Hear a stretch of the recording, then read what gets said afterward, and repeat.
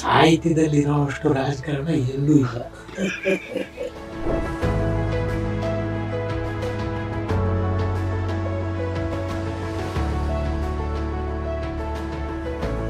ಒಂದು ಕತೆ ಬರೆದಿದ್ದೆ, ಅದ್ರ ಕತೆ ಟೈಟ್ಲ್ ಹೇಳಿದ್ರೆ ನಿಮ್ಗೆ ನಗು ಬರುತ್ತೆ. ಏನಂದ್ರೆ ನನ್ನ ನೆನಹಿನ ನಿಧಿಯ ನೋಡ. ನಮ್ಮ ತಂದೆಯವರಿಂದ ನಾನು ಕಲ್ತಿದ್ದು ಅಪಾರವಾದ ತಾಳ್ಮೆ. ಅವರು ತಾಳ್ಮೆಯ ಪ್ರತಿರೂಪ. ಅಮ್ಮನಿಂದ ನೋವು. ಇವತ್ತಿನವರೆಗೂ ಯಾರ್ದಾವುದೋ ಒಂದು ಸಂಶೋಧನೆ ಪುಸ್ತಕ ಅಥವಾ ಒಂದು ವಿಮರ್ಶೆ ಪುಸ್ತಕ ಅಂದರೆ ಹೆಚ್ಚು ಆಸಕ್ತಿಯಿಂದ ಓದ್ತೀನಿ. ಎಚ್ ಎಸ್ ಶಿವಪ್ರಕಾಶ್ ಹತ್ರ ಅವನೇ ನನಗೆ ಫೋನ್ ಮಾಡಿದ್ದ, ಬ್ರದರ್ ನಿನ್ನ ಹತ್ರ ಎಷ್ಟು ಪದ್ಯಗಳಿವೆ, ಹೊಸ ಸಂಕಲನ ತರೋಣ ಅಂತ. ನಾನು ಹೇಳಿದೆ ಕಾವ್ಯ ನನ್ನ ಕೈ ಬಿಟ್ಟು ಭಾಳ ವರ್ಷ ಆಯಿತು ಅಂತ ಅಂದೆ. ಅದಕ್ಕೆ ಅವನು ಕಾವ್ಯ ಅದಕ್ಕೆ ಕೈ ಬಿಟ್ಟಿಲ್ಲ, ನೀನು ಕೈ ಬಿಟ್ಟಿದ್ಯಾ. ಸೃಜನಶೀಲವಾಗಿ ರಚಿಸುವ ಕವಿತೆ ಮತ್ತು ಕಥೆ, ಕಾದಂಬರಿ ಇವುಗಳಿಂದ ದೂರ ಹೋಗ್ಲಿಕ್ಕೆ ನಿಮ್ಮ ಆಕಾಶವಾಣಿಯಲ್ಲಿ ಕೆಲಸ ಮಾಡುವುದು, ಸಾಹಿತ್ಯ ಅಕಾಡೆಮಿನಲ್ಲಿ ಕೆಲಸ ಮಾಡಿದ್ದು ಕೂಡ ಕಾರಣವ? ಈ ಪಬ್ಲಿಕ್ ರಿಲೇಷನ್ಸ್ ಜಾಸ್ತಿ ಆಗೋಯ್ತು.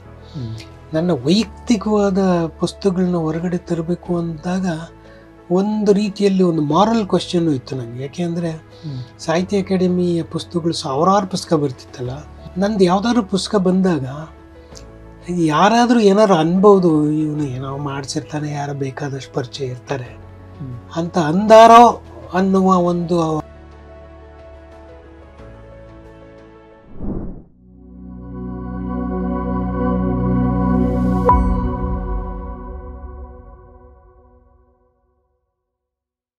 ಸ್ನೇಹಿತರೆ ನಮಸ್ಕಾರ. ಬುಕ್ ಬ್ರಹ್ಮದ ಮುಖಾಮುಖಿ ಮಾತುಕತೆಗೆ ತಮಗೆಲ್ಲ ಆತ್ಮೀಯವಾದ ಸ್ವಾಗತವನ್ನು ಕೋರ್ತೇನೆ. ಇವತ್ತಿನ ಮಾತುಕತೆಯ ಅತಿಥಿಯಾಗಿ ನಮ್ಮ ಜೊತೆಗಿರುವಂಥವರು ಹಿರಿಯ ಲೇಖಕ ಅಗ್ರಹಾರ ಕೃಷ್ಣಮೂರ್ತಿಯವರು. ಅವರು ಆಕಾಶವಾಣಿನಲ್ಲಿ ಮತ್ತು ಕೇಂದ್ರ ಸಾಹಿತ್ಯ ಅಕಾಡೆಮಿಯಲ್ಲಿ ಕಾರ್ಯದರ್ಶಿಯಾಗಿ ನಿವೃತ್ತರಾಗಿರುವಂಥವರು. ಅವರನ್ನು ಈ ಮಾತುಕತೆಗೆ ಪ್ರೀತಿ ಮತ್ತು ಗೌರವದಿಂದ ಸ್ವಾಗತಿಸ್ತೇನೆ. ಸರ್ ನಮಸ್ಕಾರ. ನಮಸ್ಕಾರ ಸರ್, ನಿಮ್ಮ ಸಾಹಿತ್ಯದ ಆಸಕ್ತಿ ಅದು ಶುರುವಾದದ್ದು ಹೆಂಗೆ? ನನ್ನ ಸಾಹಿತ್ಯದ ಆಸಕ್ತಿ ಬಹುಶಃ ನನ್ನ PUC ದಿನಗಳಲ್ಲಿ ಶುರುವಾಯಿತು ಅಂತ ಕಾಣುತ್ತೆ. PUCಯಲ್ಲಿ ನಾನು ನಮ್ಮ ಮೇಷ್ಟ್ರು KG ನಾಗರಾಜಪ್ಪ ಅಂತ, ಅವರು ನಾನು PUCಲಿ ಪಾಠ ಮಾಡಿದವರು. ಅವರ ಅಡಿಗರನ್ನ ಪಾಠ ಮಾಡ್ತಾಯಿದ್ರು ಅವಾಗ. ಸೊ ಅವರ ಒಂದು ದೃಷ್ಟಿಯಿಂದ ಒಂದು ಅಕಾಡೆಮಿಕ್ ಆಸಕ್ತಿ ಬಂದಿದ್ದು. ಬಟ್ ಒಂಚೂರು ನನಗೆ ಹಳ್ಳಿನಲ್ಲಿ ನಮ್ಮ ದೊಡ್ಡಮ್ಮ ಅವರೆಲ್ಲ ಗಾದೆಗಳು, ಕತೆಗಳು. ಆಮೇಲೆ ನನ್ನ ಅಜ್ಜಿ ಒಬ್ಬಳಿದ್ರು, ಚಿಕ್ಕಜ್ಜಿ, ನಮ್ಮ ಅಮ್ಮನ ತಂಗಿ. ಅವರು ಸ್ವಲ್ಪ ಜನಪದ ಕಥೆ ಎಲ್ಲ ಹೇಳೋರು. ಅವರು ಎಷ್ಟರ ಮಟ್ಟಿಗೆ ಜನಪದ ಕಥೆಗಳನ್ನ ಹೇಳೋರು ಅಂದರೆ, ಈಗ ನಾನು ಕೃಷ್ಣ ಅಂದರೆ ನನ್ನ ತಮ್ಮನ್ನ ಬಲರಾಮ ಅಂತ ಕರೆಯೋರು. ಪುರಾಣದಲ್ಲಿ ಬಲರಾಮನೇ ಅಣ್ಣ ಆ್ಯಕ್ಚುಲಿ. ಹೌದು. ಬಟ್ ಇವ್ರು ಏನು ಮಾಡೋರು, ನಾನು ಕೃಷ್ಣ ಆಗಿರೋದ್ರಿಂದ, ಕೃಷ್ಣಮೂರ್ತಿ ಆಗಿರೋದ್ರಿಂದ ನನ್ನ ತಮ್ಮನ್ನ ಬಲರಾಮ ಅಂತ ಕರೆಯೋದು, ನನ್ನ ತಂಗಿಯನ್ನು ಸುಭದ್ರೆ ಅಂತ ಕರೆಯೋದು. ಹೀಗೆ ಆಮೇಲೆ ನಮ್ಮ ಮನೇಲಿ ಒಬ್ಬರಿದ್ದರು, ಅವರ ಹೆಸರು ಸುದರ್ಶನ್ ಅಂತ, ಅವನನ್ನು ಸುಧಾಮ ಅಂತ ಕರೆಯೋದು. ಹಿಂಗೆ ಒಂದು ಪೌರಾಣಿಕವಾದ ಇದನ್ನು ಕೊಡ್ತಿದ್ರು. ಆಮೇಲೆ ಹಳ್ಳಿ ಜನಪದ ಗೀತೆಗಳು ಅವೆಲ್ಲ ಕೇಳ್ತಿದ್ದೆ. ಅದೇ ನಿಮ್ಮೂರು ಅಂದರೆ ತುಮಕೂರು ಜಿಲ್ಲೆಯ ಕೊರಟಗೆರೆ ತಾಲೂಕಿನ ಅಗ್ರಹಾರ? ಹೌದು, ಜಟ್ಟಿ ಅಗ್ರಹಾರ ಅಂತ. ಜಟ್ಟಿ ಅಗ್ರಹಾರ ಅದರ ಹೆಸರು. ಆಮೇಲೆ ನಮ್ಮ ಅಪ್ಪ ಅಮ್ಮ ಇಬ್ಬರು ಮೇಷ್ಟ್ರಾಗಿದ್ರು, ಇಬ್ಬರು ಕೆಲಸ ಮಾಡ್ತಾಯಿದ್ರು. ಇಬ್ಬರು ಮೇಷ್ಟ್ರುಗಳಾಗಿದ್ದರು. ಆಮೇಲೆ ಅವರಿಬ್ಬರು ನನಗೆ ಸ್ಕೂಲಲ್ಲೂ ಮೇಷ್ಟ್ರುಗಳು, ಮನೆಯಲ್ಲೂ ಮೇಷ್ಟ್ರುಗಳು. ಹಾಗಾಗಿ ಒಂಚೂರು. ಆಮೇಲೆ ನಮ್ಮ ತಂದೆ ಸೂರ್ಯ ಅಂತ ಒಂದು ಅಡಲ್ಟ್ ಎಜುಕೇಷನ್ಗೆ ಬರ್ತಾ ಇದ್ದಂಥ ಆ ಕಾಲದಲ್ಲಿ ಒಂದು ಮ್ಯಾಗ್ಝೈನ್ ಬರೋದು, ಅದನ್ನು ಮನೆಗೆ ತರೋರು.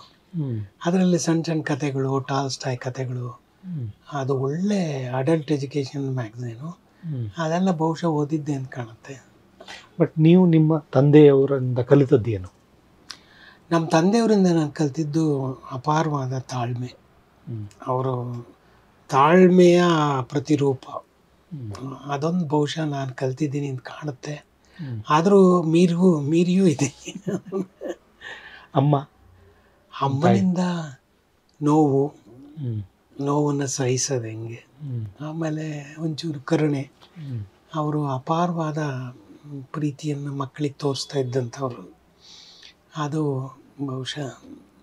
ಬಟ್ ನಿಮ್ಮ ಮೊದಲನೇ ಪುಸ್ತಕ ಬೆಳದಿಂಗಳಪ್ಪನ ಪೂಜೆಗೂ ನೀವು ಕೊರಟಗೆರೆ ತಾಲೂಕಿನ ಅಗ್ರಹಾರದಲ್ಲಿ, ಜಟ್ಟಿ ಅಗ್ರಹಾರದಲ್ಲಿ ಇದ್ದು ನಿಮ್ಮ ಮನೆಯ ವಾತಾವರಣದಲ್ಲಿ ಜಾನಪದ ಅದಕ್ಕೆ ಸಂಬಂಧ ಇದೆಯಾ ಅಂತ ಅನ್ಸುತ್ತಾ?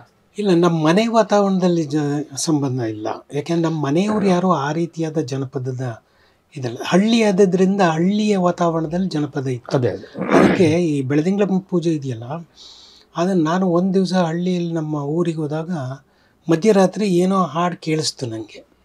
ಆ ಕೇಳಿಸಿದಾಗ ನಮ್ಮ ದೊಡ್ಡಮ್ಮನಿಗೆ ಹೇಳಿದೆ, ಏನು ಬರ್ತಾ ಇದೆ ಅಂತ. ಅವರು ಬೆಳದಿಂಗಳಪ್ಪನ ಹಾಕಿರ್ತಾರೆ, ಬೆಳದಿಂಗಳಪ್ಪನ ಒಯ್ದಿರ್ತಾರೆ, ನಾನು ಹೋಗಿ ಬರ್ತೀನಿ ಹಿಂದೆ. ಅವರು ಇಲ್ಲ, ಇಲ್ಲಿ ಇದು ಮಾದಿಗರಟ್ಟಿ ಇದು, ಅಲ್ಲಿ ಹೋಗಬೇಡ ನೀನು, ನಾಯಕರಟ್ಟಿಯಲ್ಲಿ ಒಂದು ಸಲ ಹಾಕ್ತಾರೆ, ಅವಾಗ ಹೋಗಿವಂತೆ ಅಂತ ಅಂದರು. ಸೊ ಅದು ತುಂಬ ಬಾಲ್ಯದಲ್ಲಿ ನನಗೆ ಯಾಕೆ ಹೋಗಬಾರ್ದು ಅನ್ನೋದು ಒಂದು ಮನಸ್ಸಿನಲ್ಲಿ ಇತ್ತು ಅಂದ್ಕೊಂಡು. ಸೊ ಆ ಡಿಸ್ಕ್ರಿಮಿನೇಷನ್ ಭಾಳ ಸ್ಪಷ್ಟವಾಗಿತ್ತು ಇತ್ತದು. ಅದು ಹರಿಜನರಿಗೂ ಅವರು ಮಾಡ್ತಾ ಇದ್ದದ್ದು ಜಾಗಕ್ಕೆ ಸವರ್ಣೀಯರು ಹೋಗ್ತಿರ್ಲಿಲ್ಲ ಅಂತ ಕಾಣುತ್ತೆ. ಆಮೇಲೆ ನಾಯಕರಟ್ಟಿಯಲ್ಲಿ ಹಾಕಿ ಎರಡು ಪೂಜೆಗಳಲ್ಲಿ ಏನು ವ್ಯತ್ಯಾಸ ಇರ್ತದ? ವ್ಯತ್ಯಾಸ ಒಂದೊಂದು ಹಳ್ಳಿನಲ್ಲಿ ಸೇಮ್ ಇರೋದು, ಬೇರೆ ಊರುಗಳಲ್ಲಿ ಒಂಚೂರು ವ್ಯತ್ಯಾಸ ಇರ್ತಿತ್ತು ಅಂತ ಕಾಣುತ್ತೆ. ಏನದ್ರ ಐಡಿಯಾ, ಕಾನ್ಸೆಪ್ಟ್ ಏನದು ಬೆಳದಿಂಗಳಪ್ಪನ ಪೂಜೆ? ಅದು ಫರ್ಟಿಲಿಟಿ ಕಲ್ಟ್ ಮೋಸ್ಟ್ ಪ್ರಾಬಲಿ. ಅದು ಒಂದು ಅಗ್ರಿಕಲ್ಚರಲ್ ಫರ್ಟಿಲಿಟಿ ಕಲ್ಟು.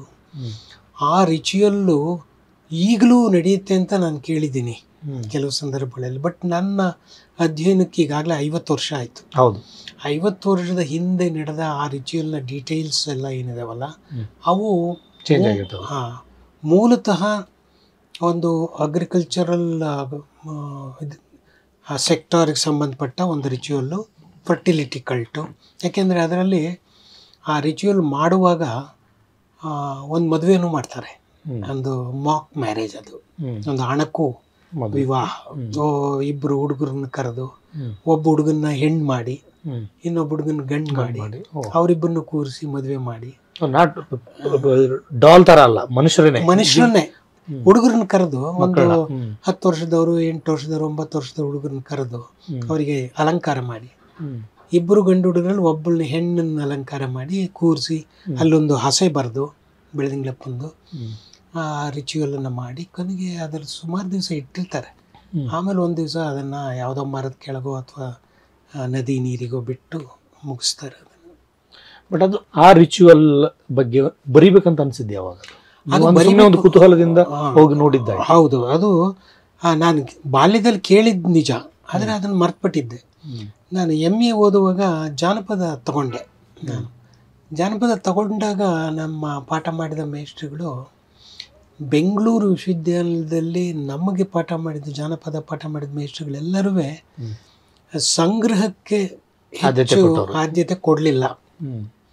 ಆ ಸಂಗ್ರಹಕ್ಕೆ ಆದ್ಯತೆ ಕೊಟ್ಟ ವಿಶ್ವವಿದ್ಯಾಲಯಗಳಲ್ಲಿ ಮೈಸೂರು ಭಾಳ ಶ್ರೇಷ್ಠ, ಧಾರವಾಡದಲ್ಲೂ ಇದ್ದವರು. ಅವರೆಲ್ಲರೂ ಏನು ಮಾಡಿದ್ರು, ಸಿಕ್ಕಾಪಟ್ಟೆ ಫೀಲ್ಡ್ ವರ್ಕ್ ಮಾಡಿ ಸಂಗ್ರಹ ಮಾಡಿ ಅಚ್ಚು ಮಾಡಿ ಎಲ್ಲ ಮಾಡಿದ್ರು.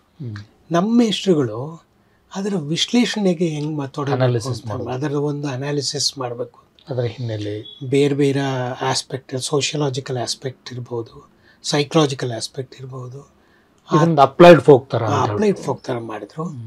ಸೊ ಆವಾಗ ನಾನು ತಕ್ಷಣ ಹೊಳಿತು ನಮ್ಮ ಊರಿಂದು ಈ ಬರೀ. ಆಮೇಲೆ ಈ ಜನಪದ ಸಂಗ್ರಹಗಳಲ್ಲಿ ಬೆಳದಿಂಗಳಪ್ಪನ ಪೂಜೆಗೆ ಬದಲು ತಿಂಗಳು ಮಾವನ ಹಾಡುಗಳು ಅಂತ ಬರ್ತಿತ್ತು. ಈ ಮತಿಗಟ್ಟೆ ಕೃಷ್ಣಮೂರ್ತಿಯವರು ಇವರೆಲ್ಲ ಅದನ್ನ ಸಂಗ್ರಹ ಮಾಡಿದ್ರು. ಟೆಕ್ಸ್ಟ್ ಮಾತ್ರ ಸಂಗ್ರಹ ಮಾಡ್ತಿದ್ರು. ನಾನು ಅದಕ್ಕೆ ನಮ್ಮ ಅಧ್ಯಯನದ ವಿಧಾನ ಹೆಂಗೆ ಬದಲಾಯಿತು ಅಂದರೆ, ಟೆಕ್ಸ್ಟ್ ಈಸ್ ಓನ್ಲಿ ಅಪೆಂಡಿಕ್ಸ್ ಅಲ್ಲಿ ಹಾಕ್ಬಿಡೋದು, ಸಪ್ಲಿಮೆಂಟ್ರಿ. ಅದು main thing is to study the ritual. ಅದು ಏನೇನು ಎವ್ರಿ ಅದರ್ ಡೀಟೇಲ್ಸ್, ಆ ಚಿತ್ರ ಬರೆಯೋದು, ಆ ಚಿತ್ರ ಬರೆಯುವಾಗಲೇ ಚಿತ್ರವನ್ನು ವಿವರಿಸುವ ಹಾಡನ್ನು ಹೇಳೋದು, ಅಲ್ಲಿನ ಬಣ್ಣಗಳು, ಆಮೇಲೆ ಆ ಗಂಡು ಹೆಣ್ಣನ್ನು ಮಾಡೋದು, ಅವುಗಳ ಡೀಟೇಲ್ಗಳನ್ನು ಕೊಡ್ತಾ ಅದು ಒಂದು ಬೇರೆ ರೀತಿಯ ಪುಸ್ತಕ ಆಗಿ. ನೀವು ನಂತರ ಜಾನಪದದಿಂದ ದೂರ ಹೋಗ್ಲಿಕ್ಕೆ ಏನು ಕಾರಣ? ಅದು ಯಾಕೆ ದೂರ ಹೋದ್ರಿ ಅಂತ ಅನ್ನೋ ಪದ ಬಳಸಿದೆ ಅಂದ್ರೆ, ಅದಾದ್ಮೇಲೆ ನಿಮ್ಗೆ ಆ ಥರದ್ದು ಯಾವುದೇ ಪುಸ್ತಕ ಬಂದಿಲ್ಲ. ಹೌದು. ಅದಕ್ಕೆ ಬಹುಶಃ ಒಂದು ಕಾರಣ ಏನಿರ್ಬೋದು, ನಾನು ಈ ಬೆಳದಿಂಗಳಪ್ಪನ ಕುರಿತೇನೆ ಒಂದು ಇಂಟರ್ನ್ಯಾಷನಲ್ ಕಾನ್ಫರೆನ್ಸಲ್ಲಿ ಒಂದು ಪೇಪರ್ ಮಂಡಿಸ್ತೆ ನಾನು. ಅದು ಕಟಕ್ಕಲ್ಲಿ ಅವಾಗ ಒಂದು ಇಂಟರ್ನ್ಯಾಷನಲ್ ಕಾನ್ಫರೆನ್ಸ್ ನಡೀತು, ಫೋಕ್ಲೋರ್ ಕಾನ್ಫರೆನ್ಸ್. ಅಲ್ಲಿ ಪ್ರೆಸೆಂಟೇಷನ್ ಮಾಡಿದೆ ನಾನು. ಅದರಲ್ಲಿ ಆಸಕ್ತಿ ವಹಿಸಿದ ಕೆಲವರು ವಿದೇಶಿ ಜಾನಪದ ತಜ್ಞರು ಏನು ಮಾಡಿದ್ರು, ನಿನ್ನ ಜೊತೆ ಹೆಚ್ಚು ಮಾತಾಡಬೇಕು ಇದ್ರ ಬಗ್ಗೆ ಅಂತ ಅಂದರು. ಆಯಿತು ಅಂತ ಸಂಜೆ ನಾವು ಪ್ರೈವೇಟಾಗಿ ಕೂತ್ಕೊಂಡು ಮಾತಾಡುವಾಗ ಅವರು ಕೆಲವು ಪ್ರಶ್ನೆಗಳನ್ನ ಕೇಳಿದ್ರು. ಈ ಚಿತ್ರ ತೋರಿಸ್ಬಿಟ್ಟು, ನಮ್ಮ ಬೆಳದಿಂಗಳಪ್ಪನ ಚಿತ್ರ, ಅದು ಬ್ಲ್ಯಾಕ್ ಆ್ಯಂಡ್ ವೈಟಲ್ಲಿತ್ತು. ಇದು ಏನನ್ನು ಬಳಸಿ ಮಾಡಿದ್ದಾರೆ? ನಾನು ಹೇಳಿದೆ, ಇದು ಅಕ್ಕಿ ಹಿಟ್ಟು, ರಾಗಿ ಹಿಟ್ಟು ಇದನ್ನೆಲ್ಲ ಬಳಸಿದ್ದಾರೆ. ಇದು ಯಾವ ಬಣ್ಣ ಇರುತ್ತೆ, ಇದು ಯಾವ ಬಣ್ಣ ಇರುತ್ತೆ. ಆಮೇಲೆ ಅವರ ಕ್ವೆಶ್ಚನಿಯರಿಂಗ್ ಎಷ್ಟರ ಮಟ್ಟಿಗಿತ್ತು ಅಂದರೆ, ನಾನು ನಮ್ಮ ಫೋಕ್ಲೋರ್ನ ಅಧ್ಯಯನದ ವಿಧಾನ ಭಾಳ ಆದಿಮ ಸ್ಥಿತಿಯಲ್ಲಿ, ಆದಿಮ ಕಾಲದಲ್ಲಿದೆ ಅಂತ ಹೇಳಿಬಿಟ್ಟು ಅದ್ರ ಬಗ್ಗೆ ನನಗೊಂದ್ಸಲ, ಯಾಕೆಂದರೆ ನೀನು ಯಾತಕ್ಕೆ ರೆಕಾರ್ಡ್ ಮಾಡ್ಕೊಳ್ಳಿಲ್ಲ ಅಂತ. ನಮ್ಮ ಹತ್ರ ಆಗ ಟೇಪ್ ರೆಕಾರ್ಡ್ಗಳೇ ಇಲ್ಲ, ನಾವು ಕೈಯಲ್ಲಿ ಕೂತ್ಕೊಂಡು ಇವನ್ ಬರೀ ಟೇಪ್ ರೆಕಾರ್ಡ್ ಬಳಸೋದೇ ಅತ್ಯಾಧುನಿಕ ಅದು. ಹೌದು. ಸೊ ಅವಾಗ ನನಗೊಂದ್ಸಲ ಅನಿಸಿದ್ದೇನು ಅಂದರೆ, ಇದನ್ನು ಅತ್ಯಂತ ವೈಜ್ಞಾನಿಕವಾಗಿ ನಾವು ಕಲಿದೇ ಇದ್ದರೆ ಸುಮ್ಮನೆ ಏನೋ ಕಾಟಾಚಾರ ಕಲ್ತಂಗೆ ಆಗುತ್ತೆ ಅನ್ನೋ ರೀತಿಯಲ್ಲಿ ಗ್ರ್ಯಾಜುಯಲಿ, ಬಟ್ ಅದ್ರ ಬಗ್ಗೆ ಆಸಕ್ತಿ ನನಗೆ ಈಗಲೂ ಇದೆ. ಬಟ್ ಓವರಾಲ್ ಆಗಿ ಜಾನಪದದ ಅಧ್ಯಯನ ಮತ್ತು ಜಾನಪದದ ಹುಡುಕಾಟ ಇದಕ್ಕೆ ಸಂಬಂಧಪಟ್ಟಂಗೆ ಕರ್ನಾಟಕದ ಸ್ಥಾನ ಏನು ಅನ್ನಿಸ್ತದೆ? ಕರ್ನಾಟಕ ನಿಜವಾಗ್ಲೂ ಒಳ್ಳೆ ಕೆಲಸ ಮಾಡಿದ್ದೇವೆ. ಅದಕ್ಕೆ ಅಂದರೆ ಇಡೀ ದೇಶದಲ್ಲಿ ಇಲ್ಲದೆ ಇದ್ದಂಥ ಒಂದು ಸ್ನಾತಕೋತ್ತರ ಜಾನಪದ ಪದವಿ ಇದೆಯಲ್ಲ, MA ಇನ್ ಫೋಕ್ಲೋರ್, ಅದನ್ನು ಪ್ರಾರಂಭ ಮಾಡಿದ್ದೇ ಕರ್ನಾಟಕದ ಮೈಸೂರು ವಿಶ್ವವಿದ್ಯಾಲಯದ ಯೂನಿವರ್ಸಿಟಿ. ಆ ದೃಷ್ಟಿಯಿಂದ ಕೂಡ ಮತ್ತು ಆ ಕಾರಣದಿಂದಾಗಿ ಅನೇಕ ಚಟುವಟಿಕೆಗಳು ಜಾಸ್ತಿ ಆದವು. ದೇಶದ ಬೇರೆ ಬೇರೆ ಜಾನಪದ ಆಸಕ್ತರು ಈ ಕೋರ್ಸ್ ಬಗ್ಗೆ ಮತ್ತು ಇವರ ಸಂಗ್ರಹಗಳ ಒಂದು ಇದಿತ್ತಲ್ಲ, ಅಪಾರವಾದ ಸಂಗ್ರಹ ಮಾಡಿಟ್ರು. ಕೊನೆ ಪಕ್ಷ ಒಂದು ದೃಷ್ಟಿಯಿಂದ ನಾಶವಾಗದೇ ಇರೋ ರೀತಿಯಲ್ಲಿ ಇನ್ನೂ ಬೇಕಾದಷ್ಟು ನಾಶ ಆಗಿರ್ಬೋದು. ಆದರೂ ಆ ಕಾಲಘಟ್ಟದಲ್ಲಿ ಒಂದು ಆಯಾ ಕಾಲಕ್ಕೆ ಮಹತ್ವದ್ದು ಅನಿಸಿದ್ದಾದರೂ ಉಳಿಸ್ಕೊಳ್ಳಿಕ್ಕೆ ಸಾಧ್ಯ. ಅದು ಒಂದು. ಆಮೇಲೆ AK ರಾಮಾನುಜನ್ ಅಂತ ಅವರು ಕನ್ನಡದವರು, ಫೋಕ್ಲೋರ್ನಲ್ಲಿ ದೊಡ್ಡ ಹೆಸರು ಮಾಡಿದವರು. ಹೌದು. ಅವರು ಕರ್ನಾಟಕದಾದ್ಯಂತ ಓಡಾಡಿದರು, ತಮಿಳುನಾಡಿನಲ್ಲಿ ಓಡಾಡಿ ಆ ಮೂಲಾಂಶಗಳನ್ನು ಗ್ರಹಿಸಿ ಜಾನಪದದ ಬಗ್ಗೆ ಒಂದು ಭಾರತದ ಜಾನಪದದ ಬಗ್ಗೆ ಒಂದು ಆಸಕ್ತಿಯನ್ನು ಹೊರಗಡೆಗೆ ತೋರಿಸಿದ್ದು ಉಂಟು. ಮತ್ತು ಕೆಲವರು ಬಹಳ ದೊಡ್ಡ ವಿದ್ವಾಂಸಗಳು ನಮ್ಮಲ್ಲಿ, ಜೀಶಂ ಪರಮಶಿವಂಥವರು ಜಾನಪದಕ್ಕೆ ಬಹಳ ದೊಡ್ಡ ಕೊಡುಗೆಯನ್ನು ಕೊಟ್ಟಿದ್ದಾರೆ. ನಾಗೇಗೌಡರು ಮಾಡಿದ್ದು ಅದು ಕೂಡ ಅಷ್ಟೇ. ನಾಗೇಗೌಡರ ವೈಯಕ್ತಿಕವಾದ ಆಸಕ್ತಿ ಏನಿತ್ತಲ್ಲ, ಅದು ಇವತ್ತಿನ ದಿವಸ ಯಾರೂ ಮರೀಲಬಾರ್ದು ಅಂತಾರಿ ಒಂದು ಸಂಗ್ರಹ ಮಾಡಿದ್ದಾರೆ ಈಗಲವರು. ಬಟ್ ನೀವು ಫೋಕ್ನಿಂದ ಫಿಕ್ಷನ್ ಕಡೆಗೆ ಬಂದದ್ದಲ್ವ? ಆ್ಯಕ್ಚುಲಿ ನೀರು ಮತ್ತು ಪ್ರೀತಿ ಅದು ಒಂದು ಆಕಸ್ಮಿಕ ಅಂತಲೇ ಬಂದ ಫಿಕ್ಷನ್ ಕಡೆಗೆ ಹೋಗಿದ್ದು ನನಗೆ. ಯಾಕೆ ಅಂದರೆ ಈ ಬೆಳದಿಂಗಳಪ್ಪನ ಪೂಜೆಯಲ್ಲಿ ಒಂದು ರೀತಿಯ ಸಂಶೋಧನೆಯ ಮನಸ್ಸಿತ್ತು ನನಗೆ. ಆದ್ದರಿಂದ ನನಗೆ ಇವತ್ತಿನವರೆಗೂ ಯಾರ್ದಾವುದೋ ಒಂದು ಸಂಶೋಧನೆ ಪುಸ್ತಕ ಅಥವಾ ಒಂದು ವಿಮರ್ಶೆ ಪುಸ್ತಕ ಅಂದರೆ ಹೆಚ್ಚು ಆಸಕ್ತಿಯಿಂದ ಓದ್ತೀನಿ. ಸೊ ಮೂಲಭೂತವಾಗಿ ಅಂಥದ್ದೇ ಮನಸ್ಥಿತಿ ಇತ್ತು. ನೀರು ಮತ್ತು ಪ್ರೀತಿ ಅನ್ನೋದು ಒಂದು ನಿಜವಾಗ್ಲೂ ಆಕಸ್ಮಿಕವಾದ ಬರವಣಿಗೆ. ಅದರ ಬದಲು ಆ್ಯಕ್ಚುಲಿ ನಾನು ಭಾಳ ಬಾಲ್ಯದಿಂದ PUCಯಲ್ಲಿ ನಾನು ಸಾಹಿತ್ಯಕ್ಕೆ ಅಟ್ರ್ಯಾಕ್ಟ್ ಆದಾಗ, ಆಕರ್ಷಿತನಾದಾಗ ಸಣ್ಣ ಕತೆ ಬರೀಬೇಕು ಅಂತ ತುಂಬ ಆಸೆ ಇತ್ತು. ಒಂದು ಕತೆ ಬರೆದಿದ್ದೆ. ಅದ್ರ ಕತೆ ಟೈಟ್ಲ್ ಹೇಳಿದ್ರೆ ನಿಮ್ಗೆ ನಗು ಬರುತ್ತೆ. ಅದೇನು ಅಂದರೆ, ನನ್ನ ನೆನಹಿನ ನಿಧಿಯ ನೋಡ. ಅದನ್ನು ನಾನು ನಮ್ಮ ಗುರುಗಳಾದ KG ನಾಗರಾಜಪ್ಪನವ್ರಿಗೆ, ಸರ್ ಒಂದು ಕತೆ ಬರೆದೀನಿ ಅಂತ ಕೊಟ್ಟೆ. ಅವರು ಆ ಟೈಟ್ಲ್ ನೋಡ್ಬಿಟ್ಟೇನೆ, ಇಷ್ಟುದ್ದ ಟೈಟ್ಲ್ ಇಟ್ಟು ಯಾರು ಬರೀತಾರೆ ಅಂತ ನೋಡಲೇ ಇಲ್ಲ ಅವರು. ಆಮೇಲೆ ನಾನು ಅವರು ಏನೋ ಹೇಳಿದ್ದಾರೆ ಅಂತ ಅಂದ್ಬಿಟ್ಟು ಒಂದು ಪೇಪರ್ಗೂ ಕಳಿಸಿದ್ದೆ. ಅದು ಹಚ್ಚಾಗಲಿಲ್ಲ. ಆಗಲೇ ನನಗೆ ನಿರಾಶೆ ಆಯಿತು ಅಂತ ಕಾಣುತ್ತೆ ಫಿಕ್ಷನ್ ಬಗ್ಗೆ. ಆಮೇಲೆ ಲಂಕೇಶ್ ನನಗೆ ಪ್ರತಿ ಸಲ ದೀಪಾವಳಿ ವಿಶೇಷಾಂಕ ಬಂದಾಗಲೂ ಅವ್ರದ್ದು ಒಂದು ಕತೆ ಬರಿ ಅಂತ ಹೇಳೋರು. ನಾನು ಕೊನೆಗಳಿಗೆವರು ಕಾದು ಕಾದು ಕಾದು ಒಂದು ಪದ್ಯ ಬರ್ಕೊಟ್ಬಿಡ್ತಾ ಇದ್ದೆ. ಅವ್ರು ಯಾವಾಗಲೂ ಕತೆ ಬರೀ ಕೇಳೋರು, ನಾನು ಪದ್ಯ ಬರೆದು ಕೊಡ್ತಾಯಿದ್ದೆ. ಒಂದು ದಿವಸ ಅವ್ರ ತೋಟದಲ್ಲಿ ಮಾತಾಡ್ತಾ ಕೂತಿರುವಾಗ ಅದು ಒಂದು ದೀಪಾವಳಿ ವಿಶೇಷಾಂಕ ಬರೋದಿತ್ತು. ಅಷ್ಟೊತ್ತಿಗಾಗಲೇ ನಾನು ನನ್ನ ಪದ್ಯನ ಆಫೀಸಲ್ಲಿ ಕೊಟ್ಬಿಟ್ಟು ತೋಟಕ್ಕೆ ಹೋಗಿದ್ದೆ. ಅವರು ಆಮೇಲೆ ಏನು ಬರ್ಕೊಟ್ಯಾ ಅಂದರು. ಒಂದು ಪದ್ಯ ಬರ್ಕೊಟ್ಟಿದ್ದೀನಿ ಅಂದೆ. ಆವಾಗ ಅವ್ರು ಏನಂದರು ಅಂದರೆ, ಪದ್ಯ ಬರೆಯೋದು ಭಾಳ ಸುಲಭ ಅಲ್ವಾ? ಅದು ನಿಜ ಕೂಡ. ಪದ್ಯ ಬರೆಯೋದು ಎಷ್ಟೇ ಒಂದು ಬಹಳ ಸೊಫಿಸ್ಟಿಕೇಟೆಡ್ ಆರ್ಟ್ ಫಾರ್ಮ್ ಆಗಿದ್ದರೂ ಕೂಡ ನಿಮಗೊಂದು ಫ್ಲ್ಯಾಶಲ್ಲಿ ನಿಮಗೊಂದು ಒಂದೇನೋ ಒಂದು ಐಡಿಯಾದ ಮೇಲೆ ಕೂತ್ಬಿಟ್ರೆ ಮೆಟಫರ್ಗಳ ಮೂಲಕ ಕಟ್ಬಿಡ್ಬೋದು. ಆಮೇಲೆ ನಿಮ್ಮ ಮೆಟಫರು ಅನೇಕ ಸಂದರ್ಭಗಳಲ್ಲಿ ಪರ್ಸನಲ್ ಮೆಟಫರ್ ಆಗಿರುತ್ತೆ, ಇನ್ನು ಕೆಲವು ಸಂದರ್ಭಗಳಲ್ಲಿ ಒಂದು ಯೂನಿವರ್ಸಲ್ ಮೆಟಫರ್ ಆಗಿರುತ್ತೆ, ಇನ್ನು ಕೆಲವು ಸಂದರ್ಭಗಳಲ್ಲಿ ಒಂದು ಬಾರೋಡ್ ಮೆಟಫರ್ ಆಗಿರುತ್ತೆ. ಸೊ ಇವುಗಳಲ್ಲಿ ನಿಮಗೆ ಆಟ ಆಡೋಕ್ಕೆ ಭಾಳ ದೊಡ್ಡ ಅವಕಾಶ ಇರುತ್ತೆ. ತುಂಬ ದೊಡ್ಡ ಟೈಮ್ ಆ್ಯಂಡ್ ಸ್ಪೇಸ್ನು ತಗೊಳ್ಳಲ್ಲ. ಹೌದು. ಆಮೇಲೆ ಅದಕ್ಕೆ ವಿವಿಧಾರ್ಥಗಳನ್ನು ಕೊಡೋ ರೀತಿಯಾದ ಒಂದು ಇದಿರುತ್ತೆ. ಅದರಿಂದ fiction is always A very challenging work of art. But ನಿಮ್ಮ ನೀರು ಮತ್ತು ಪ್ರೀತಿಯಲ್ಲಿನ ರೊಮ್ಯಾಂಟಿಕ್ ಆದ ಅಂತ ಹೇಳುವ ಇದಿದೆಯಲ್ಲ, ಅದಕ್ಕೂ ನಿಮ್ಮ ಆಗ ಬರೀತಿದ್ದ ವಯಸ್ಸಿಗೂ ನೇರ ಸಂಬಂಧ ಇತ್ತ? ಅದು ಒಂದೇನು ಅಂದರೆ ಅಲ್ಲಿನ ವಿವರಗಳು, ಅದು ಕಟ್ಟಿಕೊಡುವ ಚಿತ್ರಣ ಈಗಲೂ ನನಗೆ ನೆನಪಿಗೆ ಬಂದಂಗೆ ಆಗ್ತದೆ. ಬಹುಶಃ ಆ ವಯಸ್ಸಿನಲ್ಲಿ ಬರೆದಾಗ ಆ ಕಾರಣದ ಒಂದು ರೊಮ್ಯಾಂಟಿಕ್, ಓದುವವರು ಕೂಡ ಅದೇ ವಯಸ್ಸಿನಲ್ಲಿ ಆ ಭಾವನೆಗಳಿಗೆ ತಕ್ಕ ವಯಸ್ಸಿಗೆ ತಕ್ಕ ಭಾವನೆಗಳಿದ್ದರಿಂದ ಆ ಬರವಣಿಗೆ ಅಂಥದ್ದೊಂದು ಫ್ಲೋ ಅದರಲ್ಲಿದೆ. ಅದಕ್ಕೊಂಚೂರು ಕನ್ನಡದ ಚುರುಕಾದ ಕನ್ನಡದ ಲವಲವಿಕೆಯ ಒಂದು ಕಾವ್ಯದ ಗುಣ ಇರೋವಂಥ. ಬಟ್ ಅದರಲ್ಲಿ ವಸ್ತುವಿನ ದೃಷ್ಟಿಯಿಂದ ಬಹಳ ತೆಳುವಾದ ವಸ್ತುನೇ ಅದು.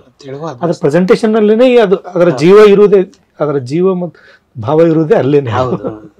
ಭಾಳ ಅದು ಇನ್ನೊಂದೇ, ಒಂದು 3 ಪೇಜಿನ ಕತೆ ಬರೆದಿದ್ದೆ ನಾನು. ನಮ್ಮ ಕನ್ನಡದ ಒಬ್ಬ ದೈತ್ಯ ಬರಹಗಾರ ಇದ್ದಾನೆ, ಅವನು ನನ್ನ ಗೆಳೆಯ ಆಗಲೇ ಆಗಿದ್ದ ಪರಿಯೋ ಹೊತ್ತಿಗೆ. ಅವನ ಹೆಸರು ಕುಂಬು ವೀರಭದ್ರಪ್ಪ. ದೈತ್ಯ ಅಂತ ಹೇಳಿದಾಗ ನಾನು ಗೆಸ್ ಮಾಡಿದೆ. ಅವನಿಗೆ ಒಂದ್ಸಲಿ ಇದು ಕಥೆಯನ್ನು ಕೊಟ್ಟೆ. ಓದಿದ ಕೂಡಲೇ, ಸಾಹೇಬ್ರೆ ಇದನ್ನು ಒಂದು ಕಾದಂಬರಿ ಬರಿಬೇಕು 300 ಪೇಜಿನ. ಆಮೇಲೆ ಅದು ಮೈಂಡಲ್ಲಿ ಎಲ್ಲೋ ಇತ್ತು ಅಂತ ಕಾಣುತ್ತೆ ನನಗೆ. ಆಮೇಲೆ ಕತೆ ಪ್ರಕಟ ಮಾಡ್ದೇನೆ ಸುಮ್ಮನೆ ಬಿಸಾಕಿ ಎಲ್ಲೋ ಇಟ್ಟಿದ್ದೆ. ಲಂಕೇಶ್ ಏನು ಮಾಡಿದ್ರು, ಮತ್ತೆ ಯಾವತ್ತೋ ಒಂದ್ಸಲಿ ನೀನು ಒಂದು ಕಾದಂಬರಿ ಬರಿ ಅಂತ ಅಂದರು. ಇದು ಲಿಂಕ್ ಆಯ್ತು ನನಗೆ. ಕುಂಬು ಹೇಳಿದ್ದು, ನಾನು ಒಂದು ಕತೆ ಬರೆದಿದ್ದು, ಇವರು ಅದನ್ನು ಕೇಳಿದ್ದು ಲಿಂಕ್. ಅದು ನಾನು ಒಂದು ಉಡಾಫೆಯಲ್ಲಿ ಸರ್ ಒಂದು ಕಾದಂಬರಿ ಇದೆ ನಂದು ಅಂದ್ಬಿಟ್ಟೆ. ಆಮೇಲೆ ಅವ್ರು ಏನು ಮಾಡಿದ್ರು, ಹಂಗಾರೆ ತೊಗೊಂಬಂದು ಕೊಡು ಆಫೀಸ್ಗೆ. ನಾನು ಒಂದು ವಾರ ಬಿಟ್ಟು ಒಂದು 2 ಅಧ್ಯಾಯ ಬರೆದು ಕೊಟ್ಟೆ. ಆಮೇಲೆ ಪ್ರತಿ ವಾರ ಒಂದೊಂದು ಅಧ್ಯಾಯ ಸೀರಿಯಲ್ ಆಯ್ತು. ನಾನು ಬರೆಯೋದು ಸೀರಿಯಲ್ ಆಯಿತು, ಅವ್ರು ಹಾಕೋದು ಸೀರಿಯಲ್.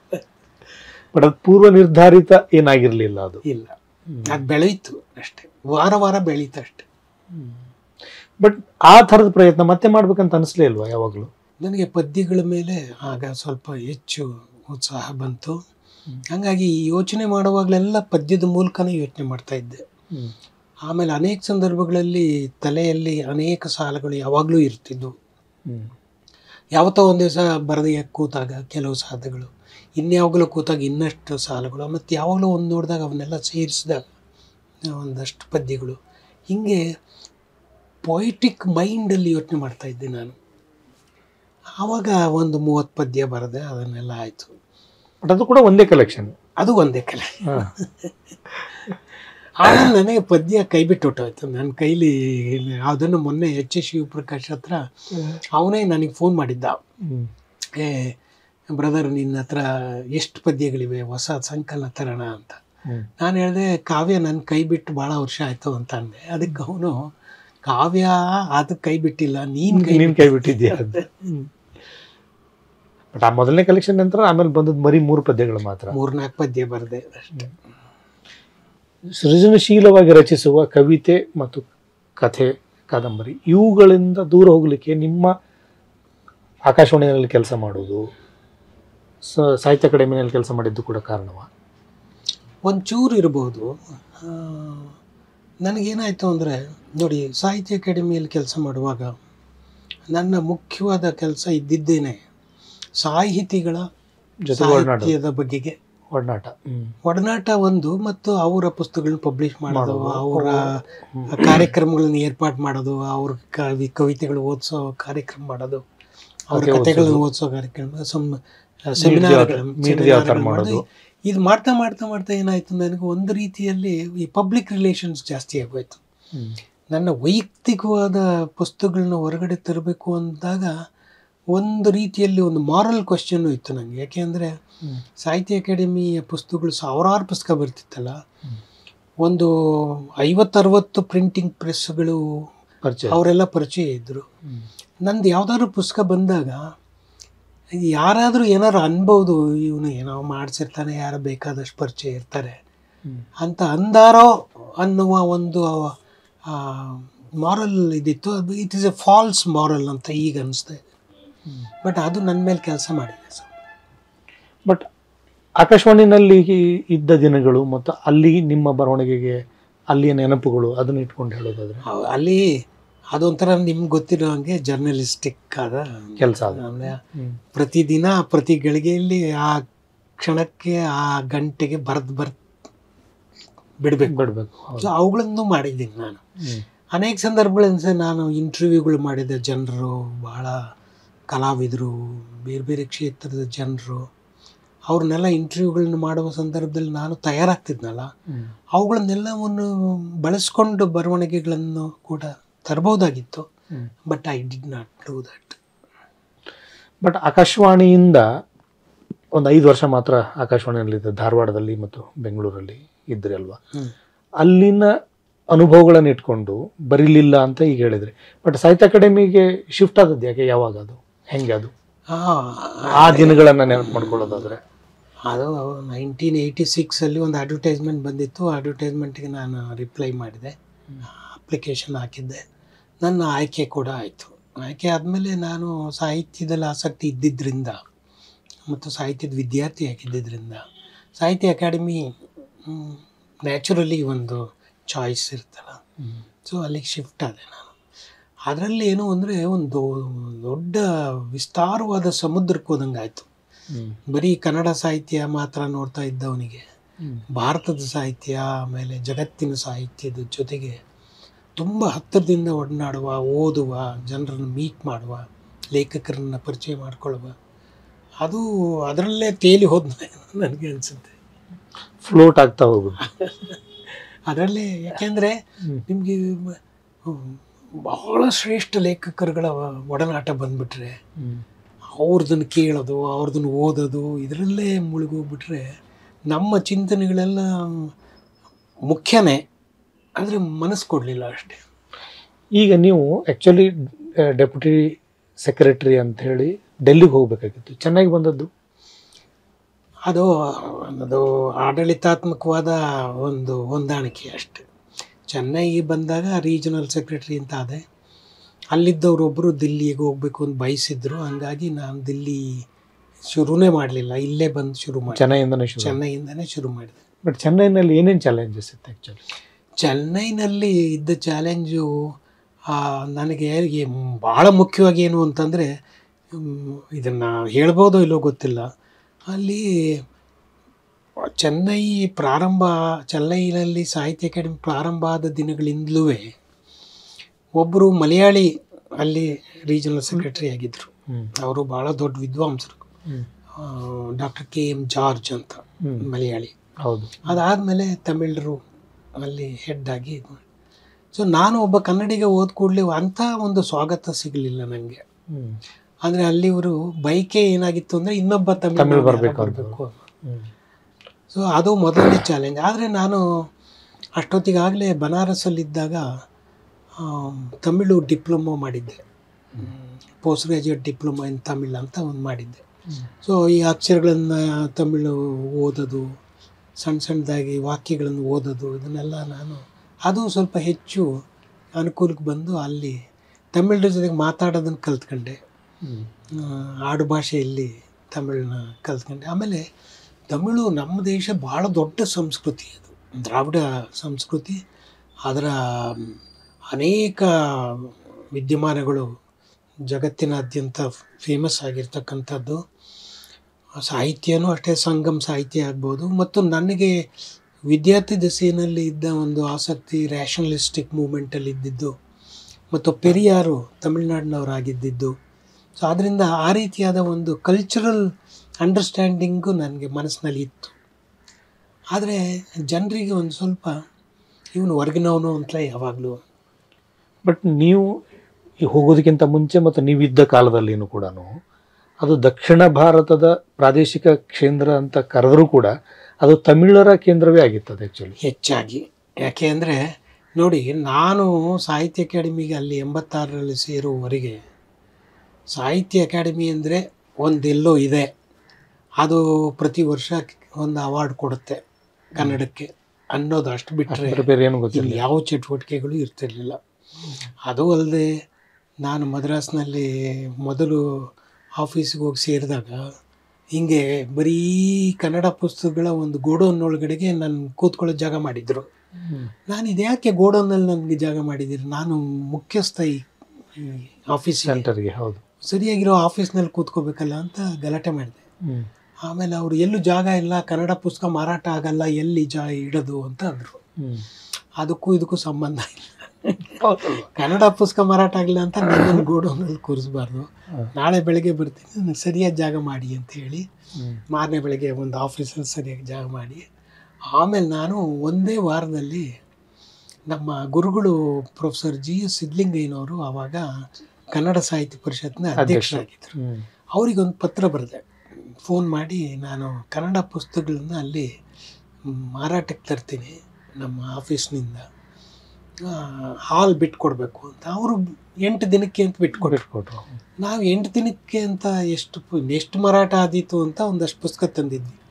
ಅದು ಇನಾಗ್ರೇಷನ್ ಆದ ಮಾರನೇ ಅಷ್ಟೊತ್ತಿಗೆ ಖಾಲಿ ಆಗೋಗ್ಬಿಡ್ತು.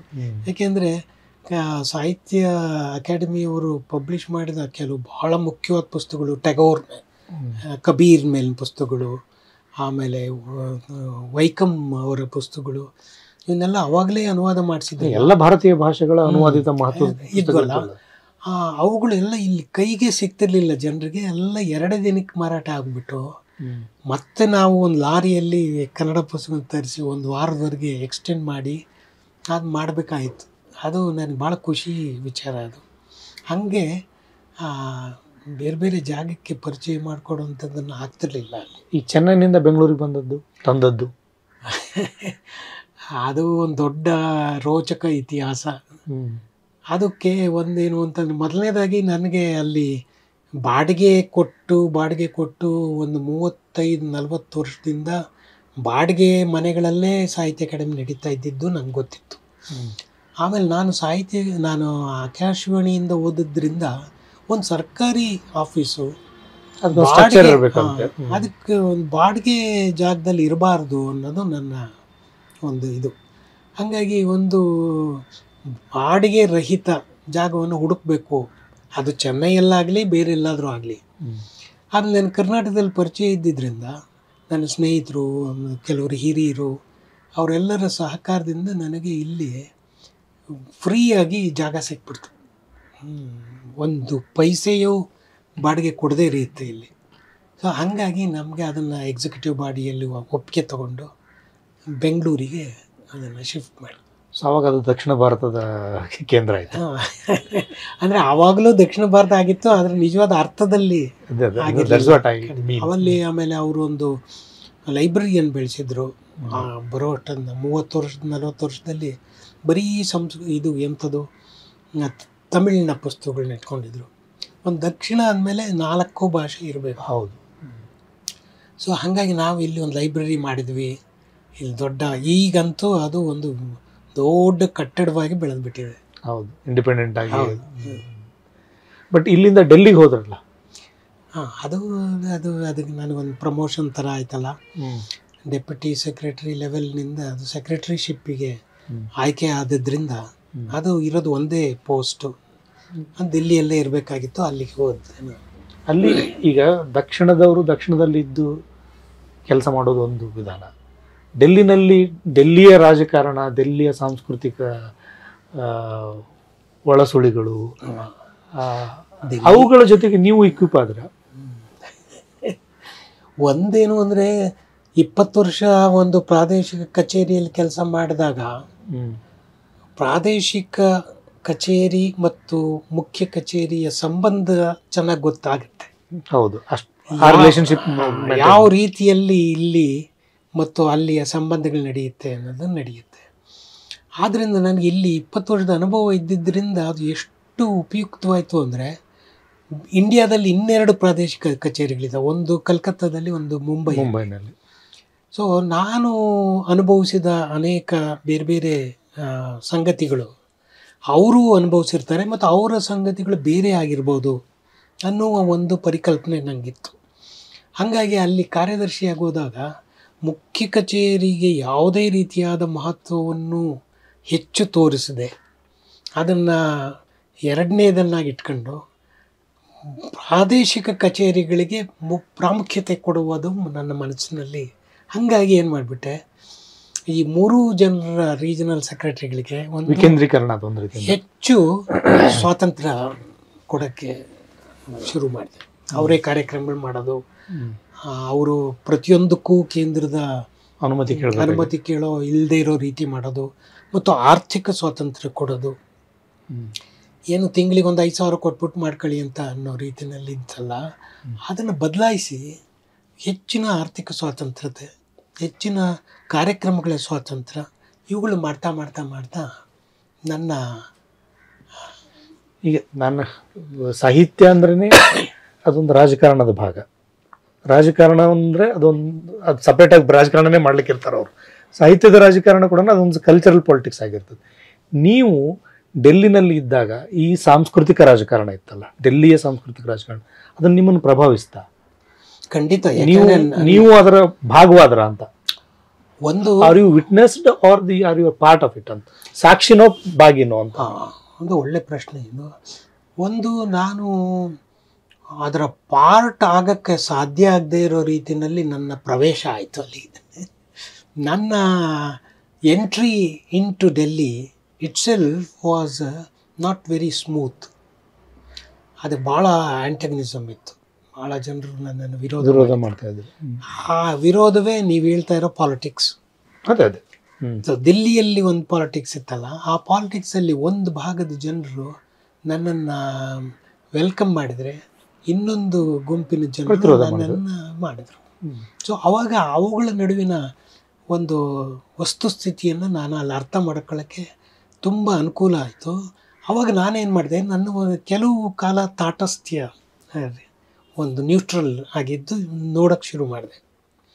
ಯಾರ್ದು ಸರಿ, ಯಾರ್ದು ತಪ್ಪು, ಯಾರು ಏನು ಹೇಳ್ತಾರೆ ಅನ್ನೋದು ನೋಡೋಕ್ಕೆ ಸರಿ ಆದಮೇಲೆ, ಯಾರು ನನ್ನನ್ನು ವಿರೋಧಿಸೋಕ್ಕೆ ಶುರು ಮಾಡಿದೋ ಅವರೆಲ್ಲರೂ ನನ್ನನ್ನು ಹತ್ತಿರದವರಾದರು.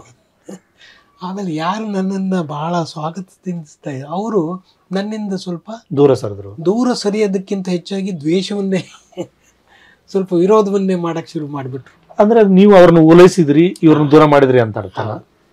ಯಾತಕ್ಕೆ ಅಂದರೆ ನನ್ನನ್ನು ನಾನು ಬರಬೇಕು ಅಂತ ಬಯಸಿದವ್ರಿಗೆ ಅವ್ರದ್ದೇ ಆದ ಕೆಲವು ಕಾರಣಗಳಿದ್ದು ಅಂತ ಕಾಣುತ್ತೆ. ರೀಸನ್ಸ್, ಸೆಲ್ಫಿಶ್ ರೀಸನ್ಸ್ ಇರ್ಬೋದು, ಆಸಕ್ತಿ ಇರ್ಬೋದು. ಅವುಗಳಿಗೂ ಇಂಥದ್ದೊಂದು ಆಸಕ್ತಿ ಅಲ್ಲಿರುತ್ತೆ ಅಂತೇಳಿ ಈ ನಮ್ಮ ಬೇರೆ ಗುಂಪಿನವರಿಗೆ ನಮ್ಮ ಮಾತುಗಳೇನು ನಡೆಯಲ್ಲ, ನಮ್ಮ ಕೆಲಸಗಳೇನು ನಡೆಯಲ್ಲ, ನಮ್ಮ ಕಾರ್ಯಕ್ರಮಗಳು ನಡೆಯಲ್ಲ ಅನ್ನೋದು. ಸೊ ಯಾವಾಗ ನಾನು ಎರಡನ್ನೂ ಒಂದು ಆಬ್ಜೆಕ್ಟಿವ್ ಆಗಿ ಕಾರ್ಯಕ್ರಮಗಳಾಗ್ಬೋದು, ಬೇರೆಯವ್ರನ್ನ ಆಹ್ವಾನ ಮಾಡೋದಾಗ್ಬೋದು, ಅವುಗಳಲ್ಲಿ ಐ ವಾಸ್ ವೆರಿ ಆಬ್ಜೆಕ್ಟಿವ್. ಅವರಿಗೆ ಅನ್ನಿಸ್ತದೆ ಇದು ಈ ಪಾಲಿಟಿಕ್ಸ್ ಮಾಡೋಕ್ಕೆ ಕಷ್ಟ ಆಗುತ್ತೆ ಸಾಹಿತ್ಯ ಅಕಾಡೆಮಿಲಿ ಅಂತ. I think that was the best part and parcel of the Sahitya Akademi ಅಲ್ವಾ? ಅಲ್ಲ, part and parcel was there, it was there actually, but not only there, now also it is. But the problem is, if you once understand what is the status of the political cultural institution, ನಿಮಗೆ ನಿಮ್ಮದೇ ಆದ ರೀತಿ ಒಳಗಡೆಗೆ ಅದಕ್ಕೊಂದು ಆಬ್ಜೆಕ್ಟಿವಿಟಿಯನ್ನು, partiality ಇಲ್ಲದೆ ಇರೋ ರೀತಿಯಲ್ಲಿ ನಡೆಸ್ಕೊಂಡು ಹೋಗ್ಬೇಕಾಗಿರೋದು ಅಪೇಕ್ಷಣೀಯ. ನನ್ನ ದೃಷ್ಟಿಕೋನ ಯಾವಾಗಲೂ ಹಂಗಿತ್ತು. ಬಟ್ ಅದ್ರದ್ದು ಪ್ರತಿರೋಧ ಅಂತೂ ಇದ್ದೇ ಇತ್ತು ಎಲ್ಲ ಕಾಲಕ್ಕೂ, ನೀವಿರುವಷ್ಟು ಕಾಲನೂ. ಇಲ್ಲ, ಅದು ಅಷ್ಟರ ಮಟ್ಟಿಗಿನ ಸ್ವಾಗತ ಕೂಡ ಇರ್ತಾ ಇತ್ತಲ್ಲ. ಉದಾಹರಣೆಗೆ ಈಗ ಜಯಕಾಂತನ್ ತಮಿಳು ಕಥೆಗಾರ, ಸುಪ್ರಸಿದ್ಧ ಕಥೆಗಾರ, ಅವರು ಸಾಹಿತ್ಯ ಅಕಾಡೆಮಿ ಒಳಗಡೆಗೆ ಕಾರ್ಯಕ್ರಮಗಳಿಗೆ ಬರ್ತಾನೆ ಇರಲಿಲ್ಲ. ಚೆನ್ನೈಯಲ್ಲಿ ನಾನು ಚೆನ್ನೈಗೆ ಹೋಗಿ ರಿಪೋರ್ಟ್ ಮಾಡಿಕೊಂಡ ಸ್ವಲ್ಪವೇ ದಿನಗಳಲ್ಲಿ, ಒಂದು ತಿಂಗಳು ಒಳಗಾಗಿ ಫಸ್ಟ್ ಅನ್ಸೋದು ಜಯಕಾಂತನ್ ಮನೆಗೆ ಹೋದೆ. ಅವರು ಏನು ಅಂತ ಕೇಳಿದ್ರು, ನಾನು ಸಾಹಿತ್ಯ ಅಕಾಡೆಮಿಯಿಂದ ಬಂದಿದ್ದೀನಿ ಅಂದ. ಬನ್ನಿ, ಏನು ಸಮಾಚಾರ ಅಂದರು. ನಮ್ಮ ಕಾರ್ಯಕ್ರಮಕ್ಕೆ ಬರಬೇಕು ನೀವು. ಅವರು ಅದನ್ನು ಸ್ವಲ್ಪ ಇಷ್ಟಪಡಲಿಲ್ಲ. ಅವ್ರು ಏನು ಮಾಡಿದ್ರು ಅಂದರೆ, ಅದೇನೋ ಒಂದು ಕೋಟ್ರಿ ಇರುತ್ತೆ ಅಲ್ಲಿ, ನಾನು ಯಾಕೆ ಬರಬೇಕು ಅನ್ನೋ ರೀತಿ. But I could convince him. I became very friendly later on. So ಹಿಂಗೆ ಬರದೇ ಇರೋರನ್ನ ಅಲ್ಲಿಗೆ ಬರೆಸ್ಕೊಳ್ಳುವ ರೀತಿಯಲ್ಲಿ ಕೆಲಸ ಮಾಡಿದ್ದು ನಾನು ಎಂಜಾಯ್ ಮಾಡಿದೆ. ಅದನ್ನು ನಾನು ಆಕಾಶವಾಣಿಯಲ್ಲಿ ಇದ್ದಾಗಲೂ ಚಂಪಾ ಅವರು ಒಂದು ಕಡೆ ಸಂಪಾದಕೀಯದಲ್ಲಿ ಬರೀತಾರೆ, ಆಕಾಶವಾಣಿ ಎಂಬ ಅಗ್ರಹಾರಕ್ಕೆ ಅಗ್ರಹಾರ ಕೃಷ್ಣಮೂರ್ತಿಗೆ ಪ್ರವೇಶವಾಯಿತು ಅಂತ ಹೇಳಿ ಬರೀತಾರೆ. ನನ್ನ ಪ್ರವೇಶ ಅಗ್ರಹಾರ ಕೃಷ್ಣಮೂರ್ತಿ ಮೂಲಕ ಆಕಾಶವಾಣಿ ಎಂಬ ಅಗ್ರಹಾರಕ್ಕೆ ಆಯಿತು ಅಂತ ಬರೀತಾರೆ. ಹಂಗೆ ಶಂಭಾ ಜೋಶಿಯವರನ್ನ ನಾನು ಕರ್ಕೊಂಡು ಹೋಗ್ತಾ ಇದ್ದೆ. ಲಂಕೇಶ್ ಫಾರ್ ದಟ್ ಮ್ಯಾಟರ್ ಆದರೆ ಬ್ರಾಡ್ಕಾಸ್ಟ್ ಮಾಡ್ತಿರ್ಲಿಲ್ಲ ಅವರು. ನಮ್ಮ MSK ಪ್ರಭು ಅವರು, ನೀವು ಅವ್ರ ಫ್ರೆಂಡ್ ಅಲ್ವೇನ್ರಿ, ಅವ್ರನ್ನ ಕರ್ಕೊಂಬನ್ನಿ. ನಾನು ಲಂಕೇಶನ ಕರ್ಕೊಂಡು ಹೋಗ್ತಾ ಇದ್ದೆ ಬೆಂಗಳೂರು ಆಕಾಶವಾಣಿಗೆ. ಸೊ ಹಾಗೆ ಅದು ನಿಮಗೊಂದು ಪವರು ಇದ್ದರೆ ಮತ್ತು ಆಬ್ಜೆಕ್ಟಿವಿಟಿನೂ ಇದ್ದರೆ ನ್ಯಾಯ ಒದಗಿಸ್ಬೋದು ಅಂತ ಕಾಣುತ್ತೆ. ಬಟ್ ಬರೀ ಒಂದು ಪಾರ್ಟು ಈ ಥರದ ಕಾರ್ಯಕ್ರಮ ಆರ್ಗನೈಸ್ ಮಾಡುವ, ಲೇಖಕರ ಜೊತೆಗೆ ಒಡನಾಡುವ, ಬರೋ ಪುಸ್ತಕಗಳನ್ನ ಪ್ರಕಟಿಸುವ, ಈ ಥರದ್ದೊಂದು ಕೆಲಸ, ಒಂದು ಕಲ್ಚರಲ್ ಆದ ಅಕಾಡೆಮಿಕ್ ಆದ ಕೆಲಸ. ಆದರೆ ಸಾಹಿತ್ಯ ಅಕಾಡೆಮಿ ಅಷ್ಟಕ್ಕೆ ಮಾತ್ರ ಸೀಮಿತ ಅಲ್ಲ. ಅಲ್ಲಿನ ಅಧ್ಯಕ್ಷರ ಆಯ್ಕೆ, ಚುನಾವಣೆ, ವೋಟರ್ ಲಿಸ್ಟು, ಪಾಲಿಟಿಕ್ಸ್ನ ಏನೇನು ಇದೆ ಅಲ್ಲವೂ ಅಲ್ಲೂ ಅದಿದೆಯಲ್ಲ. ಹೌದು. ಸೊ ಹಾಗಾಗಿ ಅದರಲ್ಲೂ ಕೂಡ ನೀವು ಭಾಗಿಯಾದ್ರೆ ಅಂತ. ಖಂಡಿತ ಅದರಲ್ಲಿ ಭಾಗಿಯಾಗೋದು ಅಂತಂದರೆ ನಾನು ನನ್ನ ಕರ್ತವ್ಯಗಳನ್ನು ಮಾಡುವ ದೃಷ್ಟಿಯಲ್ಲಿ ಭಾಗಿಯಾದೆ. ನಾನು ಅದನ್ನು ಹಾಗೆ ಓದೋರು ಕೆಲವರಿಗೆ ಸೆಲ್ಫ್ ಇಂಟ್ರೆಸ್ಟ್ ಇದ್ದಾಗ ನೋಡಲ್ಲ ಅವರು, ನನಗೆ ಇವನು ವಿರೋಧಿ ಅಂತ ಅಂದ್ಕೊಳ್ತಾರೆ, ನನಗೆ ಸಹಕಾರಿ ಅಲ್ಲ ಅಂತ ತಿಳ್ಕೊಳ್ತಾರೆ. ಅಂಥವ್ರು ನನಗೆ ತೊಂದರೆನೂ ಮಾಡಿದ್ರು. ಅಂತಿಮವಾಗಿ ತೊಂದರೆಯಿಂದಲೇ ನಾನು ಅಲ್ಲಿಂದ ಹೊರಬೀಳ್ಬೇಕಾಯ್ತಲ್ವಾ. ಅದು ಸರಿ. ಕಾರಣ ಏನು ಅಂದರೆ, ನಾನು ಆಕಸ್ಮಿಕವಾಗಿ ಅದರ ಭಾಗವಾಗಿಬಿಟ್ಟಿದ್ದಿದ್ರೆ ಬರೀ ರಿಟೈರ್ಮೆಂಟ್ ಆಗೋದು ಅಷ್ಟೇ ಅಲ್ಲ, ರಿಟೈರ್ಮೆಂಟ್ ನಂತರ ಕೂಡ ನಾನು ಅಲ್ಲೇ ಒಂದು 2-3 ವರ್ಷ ಮುಂದುವರಿಬೋದಾಗಿದ್ದಂಥದ್ದು ಆಗ್ಬೋದಾಗಿತ್ತು.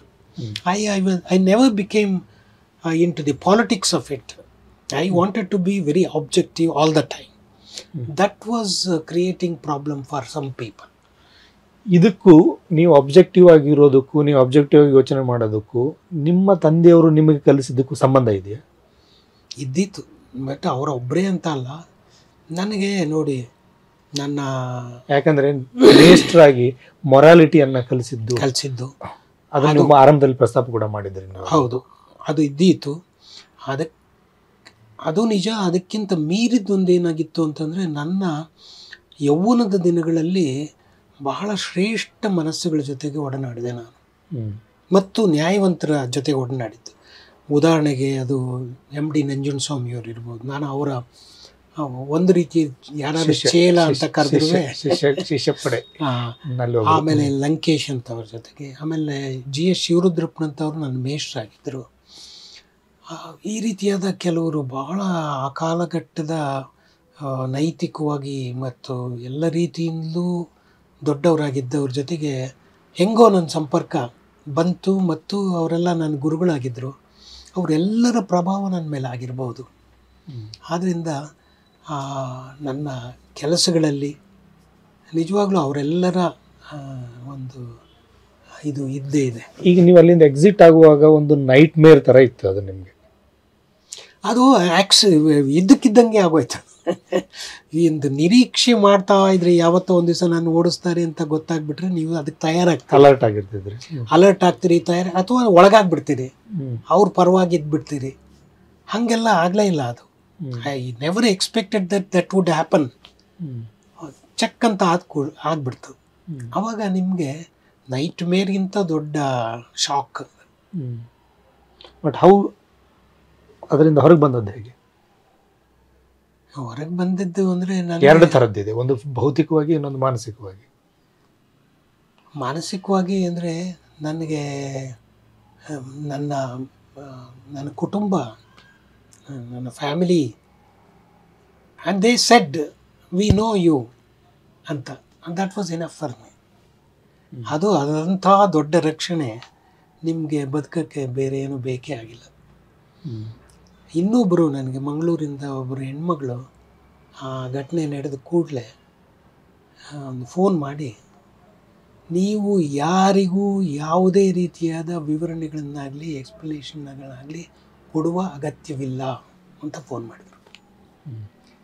ಇನ್ನೊಬ್ಬರು ನನ್ನ ಸೀನಿಯರ್ ಒಬ್ಬರು, ಭಾಳ ಕನ್ನಡದ ಒಳ್ಳೆ ವಿದ್ವಾಂಸರು, ಅನುವಾದಕರು, ಒಂದು ಕಾಗದ ಬರೆದರು. ಆ ಕಾಗದ ಒಂದೇ ಒಂದು ಲೈನು, ನಾನು ನಂಬುವ ದೇವರು ನಿನ್ನನ್ನು ರಕ್ಷಿಸುತ್ತಾನೆ.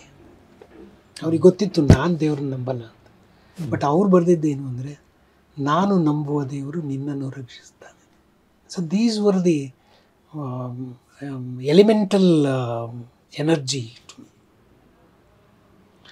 ಮತ್ತು ನಾನು ವಾಪಸ್ ಬರವಣಿಗೆಗೆ ಸಂಬಂಧಪಟ್ಟಂಗೆ ಮಾತಾಡೋದಾದರೆ, ನೀವು ಜನಪದದಿಂದ ಫಿಕ್ಷನ್ನು, ಪೊಯೆಟ್ರಿ ಎಲ್ಲ ಆದಮೇಲೆ ಹಿಸ್ಟ್ರಿ ಪುಸ್ತಕ ಬರಿಬೇಕಾಯಿತು ಅಂತ, ಅಕ್ಷರ ಚಿಂತನ ಮಾಲೆಗೆ, ದಾರಾನ್ ಬಗ್ಗೆ. ಅದೂ ಆಕಸ್ಮಿಕನೇ. ಯಾಕೆಂದರೆ ಅದು ನೋಡಿ, ಅದಕ್ಕೆ ಯಾರಿಗೂ ಜಾಸ್ತಿ ಜನಕ್ಕೆ ಗೊತ್ತಿಲ್ಲ. ಅಕ್ಷರ ಚಿಂತನ ಮಾಲೆ DR ಎಡಿಟ್ ಮಾಡ್ತಿದ್ದು. ಅದೇನಾಯ್ತು ಅಂದರೆ, ವಿಸ್ಮೃತಿಯ ಪರಿಕಲ್ಪನೆ ಇಟ್ಕೊಂಡು ಕಟ್ಟಿದ ಮಾಡಿದ್ರು. ಅದೇನಾಯಿತು ಅಂದರೆ, ಬಹುಶಃ DR ನಾಗರಾಜು ಆ ಪ್ರಾಜೆಕ್ಟ್, ಅವಾಗೇನು ನೀವು ಬೆಂಗಳೂರಿನಾಗೆ ಇದ್ರಿ? ಹೌದು, ಬೆಂಗಳೂರಿನಾಗಿದ್ದೆ ನಾನು. ಆಗ್ತಾನೆ ಸಾಹಿತ್ಯ ಅಕಾಡೆಮಿ ಇದರಿಂದ ಚೆನ್ನೈಯಿಂದ ಬೆಂಗಳೂರಿಗೆ ಬಂದಿತ್ತು. ಅದು ಆ ಪ್ರಾಜೆಕ್ಟನ್ನು DR ನಾಗರಾಜು ಯಾವಾಗಲೂ ಒಪ್ಪಿದ್ದ ಅಂತ ಕಾಣಿಸುತ್ತೆ. ಅದನ್ನು ಅವನು ತಡ ಮಾಡಿಬಿಟ್ಟಿದ್ದ, ವಿಳಂಬ ಮಾಡಿಬಿಟ್ಟು ಅವನಿಗೆ ಯಾವುದೋ ಒಂದು ಸಂದರ್ಭದಲ್ಲಿ ಇದ್ದಕ್ಕಿದ್ದಂಗೆ ಅದು ಒತ್ತಡ ಬಂದು ಬೇಗ ಪುಸ್ತಕಗಳು ತರಬೇಕು ಅಂತ ಆಯಿತು. ಬಹುಶಃ ಅದು ಯಾವುದೋ ಒಂದು ಪ್ರಾಜೆಕ್ಟಿಗೆ ಮಾಡಿದ್ದದು. ಅವಾಗ ಅವರು ಇದು ಅಕ್ಷರ ಚಿಂತನೆ ಅಕ್ಷರ ಪ್ರಕಾಶನಕ್ಕಾಗಿ ಮಾಡಿದ್ದಲ್ಲ? ಅಲ್ಲ, ಅಕ್ಷರ ಪ್ರಕಾಶನಕ್ಕೆ ಈ ಮ್ಯಾಕ್ಸೆಸೆ ಅವಾರ್ಡ್ ಬಂತು ನೋಡಿ ಸುಬ್ಬಣ್ಣ. ಹೌದು, ಆ ಸುಬ್ಬಣ್ಣ ಅವ್ರಿಗೆ ಮ್ಯಾಕ್ಸೆಸೆ ಅವಾರ್ಡ್ ಬಂದ ಸಂದರ್ಭದಲ್ಲೇ ಆ ಸಂಸ್ಥೆಯವ್ರದ್ದು, ಮ್ಯಾಕ್ಸೆಸೆ ಸಂಸ್ಥೆಯವ್ರದ್ದು ಒಂದು ವಿಂಗು ಯಾವುದೋ ಒಂದು ಪ್ರಾಜೆಕ್ಟಿಗೆ ಒಂದಷ್ಟು ದುಡ್ಡು ಕೊಟ್ಟರು. ಆ ಪ್ರಾಜೆಕ್ಟನ್ನು ಸುಬ್ಬಣ್ಣ ಅವರೆಲ್ಲ ಸೇರಿ ಅಕ್ಷರ ಚಿಂತನ ಮಾಲಿಕೆ ಅಂತ ಮಾಡಿದ್ರು. ಅದಕ್ಕೆ DR ನಾಗರಾಜನ್ ಸಂಪರ್ಕ ಮಾಡಿದ್ರು. ಅವನು ಒಪ್ಪಿದ್ದ ಅಂತ ಕಾಣುತ್ತೆ, ಅದನ್ನು ಅದ್ರ ಕೆಲಸ ಮಾಡಿರಲಿಲ್ಲ ಅಂತ ಕಾಣುತ್ತೆ. ಯಾವುದೋ ಒಂದು ಡೆಡ್ ಲೈನ್ ಬಂದು ಆ ಪ್ರಾಜೆಕ್ಟ್ ಮುಗಿದೋಗ್ಬೋದು, ಕೈ ತಪ್ಪೋಗ್ಬೋದು ಅನ್ನೋ ಕಾಲದಲ್ಲಿ ಒಂದು 15 ಜನ ಹುಡುಕಿ DR 15 ಸ್ಕಾಲರ್ಗಳಿಗೂ 15 ಟಾಪಿಕ್ಗಳು ಕೊಟ್ಟು, ನೀವೆಲ್ಲ ಆದಷ್ಟು ಬೇಗ ಬರಿಬೇಕು ಅಂತ. ನಿಜ ಹೇಳಬೇಕು ಅಂದರೆ, ದಾರಾಶಿಕೋ ನನ್ನ ಕೈಲಿ ಬರ್ಸಿದ್ದು ಬರೀ 4-5 ದಿವಸದಲ್ಲಿ. ಹಾಗೆ ಬೇರೆ ಬೇರೆಯವ್ರಿಗೂ ಎಲ್ಲರಿಗೂ ಒಂದು 15 ದಿವಸ, ಒಂದು ತಿಂಗಳು ಒಳಗಾಗಿ. ಈವನ್ ಅನಂತಮೂರ್ತಿ ಅವ್ರ ದಾವದ ಜಿಂಗಿದೆಯಲ್ಲ, ನಾನೇ ಕಣ್ಣಾರೆ ನೋಡಿದ್ದೀನಿ ಅವ್ರಿಗೆ. ಅವರು ಟೇಬಲ್ ಮೇಲೆ ಎಲ್ಲ ಪುಸ್ತಕಗಳು ಇಟ್ಕೊಂಡು ಒಂದು ವಾರದಲ್ಲಿ ಪುಸ್ತಕ ರೆಡಿ ಮಾಡಿಬಿಟ್ರು. ದಾರು ಪ್ರತಿಮನ ಪೂಜಿವೆ ಅಂತೇಳಿ ರಾಜಶೇಖರ್ ಕಡೆಯಿಂದ ಅವರೊಬ್ಬರು ಅದನ್ನು ಮಾಡಿದರು. ಹಾಗೆ ಅದು ಆ ರೀತಿ. ಆದರೆ ನನಗನ್ಸೋದೇನು ಅಂತಂದರೆ, ಆ ರೀತಿಯಾದ ಒಂದು ತೀವ್ರವಾದ ಒತ್ತಡದಲ್ಲಿ ಅನೇಕ ಸಂದರ್ಭಗಳಲ್ಲಿ ದಿವ್ಯವಾದೊಳಗೆ ಬಿಡುತ್ತೆ.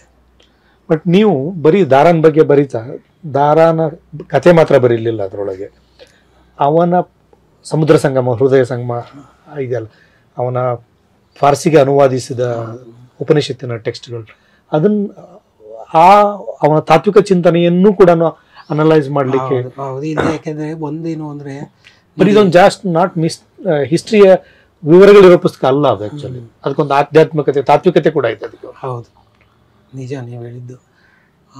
ಅದು ಏನು ಅಂದರೆ ಒಬ್ಬ ಸ್ಕಾಲರ್, ಅವನ ಹೆಸರು ನಾನು ಮರ್ತುಬಿಟ್ಟಿದ್ದೀನಿ, ಅದನ್ನು ಬರೆದಿದ್ದೀನಿ ಆ ಪುಸ್ತಕದಲ್ಲಿ. ಅವನು ಹೇಳ್ತಾನೆ ತುಂಬ ಹಿಂದೆ ಒಬ್ಬ ಜಾದುನಾಥ್ ಸರ್ಕಾರ್ ಅನ್ನೋವರಿಗೆ ಹೌದು ಪತ್ರ ಬರೀತಾನೆ. ಯಾರು ಚರಿತ್ರೆಯಲ್ಲಿ ಇತಿಹಾಸದಲ್ಲಿ ಸೋತ್ ಬಿಡ್ತಾರೆ ಅವರಿಗೆ ಸರಿಯಾದ ಸ್ಥಾನ ಇರಲ್ಲ, ಸಿಗದೇ ಇಲ್ಲ ಅದು ಇತಿಹಾಸದ ಪುಸ್ತಕದಲ್ಲಿ. ಅಲ್ಲ, ಇತಿಹಾಸ ಸೋತವರು ಬಹಳ ಕ್ರೂಯಲ್ ಆಗಿರುತ್ತೆ.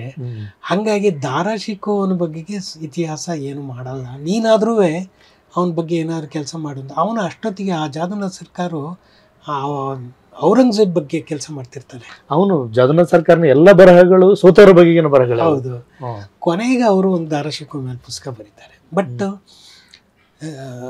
ಸಾಮಾನ್ಯವಾಗಿ ಇಡೀ ಭಾರತದೊಳಗಡೆಗೆ ಕಲಿಕೆಯ ಕ್ಷೇತ್ರದಲ್ಲಿ ಕಾಲೇಜು ಲೆವೆಲ್ನವರೆಗಿನ ಚರಿತ್ರೆ ಪುಸ್ತಕಗಳಲ್ಲಿ ಮೊಘಲ್ ಇತಿಹಾಸ ಓದುವವರು ದಾರಾ ಶಿಕೋನ್ ಬಗ್ಗೆಗೆ ಒಂದು ವಾಕ್ಯ 2 ವಾಕ್ಯದಲ್ಲಿ ಬರೀ ಶಹಜಹಾನ್ಗೆ 4 ಜನ ಮಕ್ಕಳಿದ್ರು, ದಾರಾ ಶೂಜಾ, ಔರಂಗಜೇಬ್ ಈ ರೀತಿಯಾದ ಇದ್ರು ಅನ್ನೋದು ಬಿಟ್ಟರೆ ಡೀಟೇಲ್ಸ್ ಇರಲ್ಲ.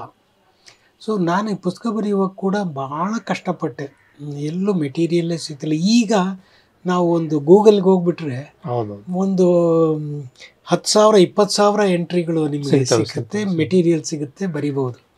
ಆವಾಗ ಭಾಳ ಕಷ್ಟ ಇತ್ತು. ಹಾಗಾಗಿ ಅದು ಪುಸ್ತಕ ಭಾಳ ಚಿಕ್ಕದಾದರೂ ನಿಜವಾದ ಅವನ ಜೀವನ ಮತ್ತು ಆಮೇಲೆ ಅವನ ತುಂಬ ಮುಖ್ಯವಾದ ಕೃತಿ ಅದು ಯಾವುದೋ ಮಜ್ಮವುಲ್ ಬಹ್ರೇನ್ ಸಮುದ್ರ ಸಂಗಮ. ಅದರ ಇಸ್ಲಾಂ ಮತ್ತು ಹಿಂದೂ ತಾತ್ವಿಕ ಪರಿಕಲ್ಪನೆಗಳನ್ನು ಅವನು ಬೆಸೆಯುವ ಪ್ರಯತ್ನ, ವಿವರಿಸುವ ಪ್ರಯತ್ನ ಮತ್ತು ಅಕ್ಬರ್ನಿಂದ ಮುಂದುವರಿಸಿದ ಒಂದು ವಿಚಾರ ಜರ್ನಿ ಅದು. ನೋಡಿ, ಈಗ ಒಬ್ಬರು ಇತ್ತೀಚೆಗೆ ಒಂದು 4-5 ವರ್ಷದಿಂದ ದಾರಾನ್ ಮೇಲೆ ಒಬ್ಬರು ಒಂದು ಪುಸ್ತಕ ಬರೆದಿದ್ದಾರೆ, ಸುಪ್ರಿಯಾ ಗಾಂಧಿ. ಹೌದು, ಆಕೆ ಒಂದು ಭಾಳ ಇಂಟ್ರೆಸ್ಟಿಂಗ್ ಆದ ಒಂದು ವಿಚಾರ ಹೇಳ್ತಾರೆ. ಏನು ಅಂತಂದರೆ, ದಾರಾನ್ದು ಏನಂತ ದೊಡ್ಡ ಇದೇನಲ್ಲ, ಜೀವನ ಏನಲ್ಲ, ಆ ರೀತಿಯಾದ ಮನಸ್ಥಿತಿ ಉಳ್ಳದ್ದು ಮೊಘಲ್ ಸಾಮ್ರಾಜ್ಯದೊಳಗಡೆಗೆ ಭಾಳ ಹಿಂದಿನಿಂದನೇ ನಡ್ಕೊಂಡು ಬಂದಿದೆ. ಅದಕ್ಕೆ ಅಕ್ಬರ್ನೇ ಬಹಳ ದೊಡ್ಡ ಉದಾಹರಣೆ.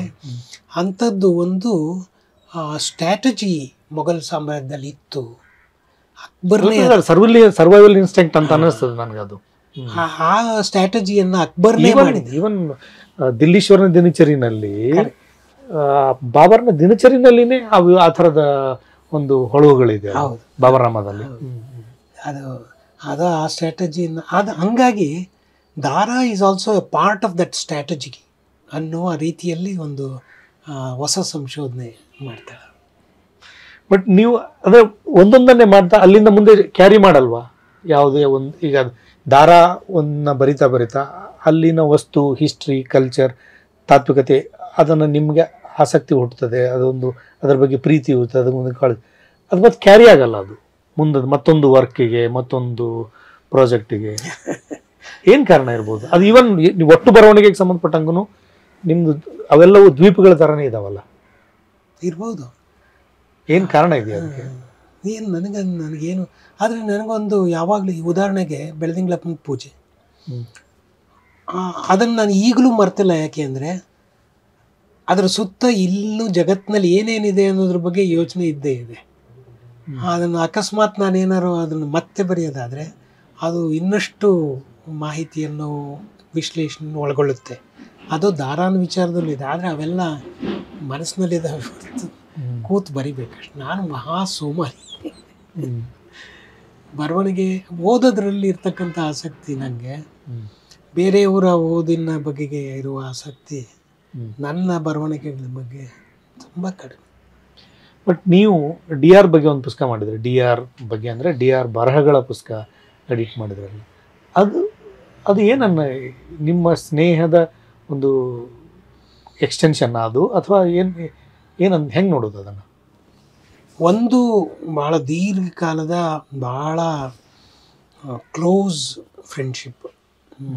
ಅವರ ಅನೇಕ ವಿಚಾರಗಳನ್ನು ನಾವು ಮಾತಾಡ್ತಾ ಇದ್ದಿದ್ದು, ಚರ್ಚೆ ಮಾಡ್ತಾಯಿದ್ದು, ಒಟ್ಟಿಗೆ ಪ್ರಯಾಣ ಮಾಡ್ತಾ ಇದ್ದಿದ್ದು, ಇದೆಲ್ಲ ಒಂದು ವಿದ್ಯಾರ್ಥಿ ದೆಸೆಯಿಂದಲೂ ಜೊತೆಗಿದ್ದಿದ್ದು. ಆಮೇಲೆ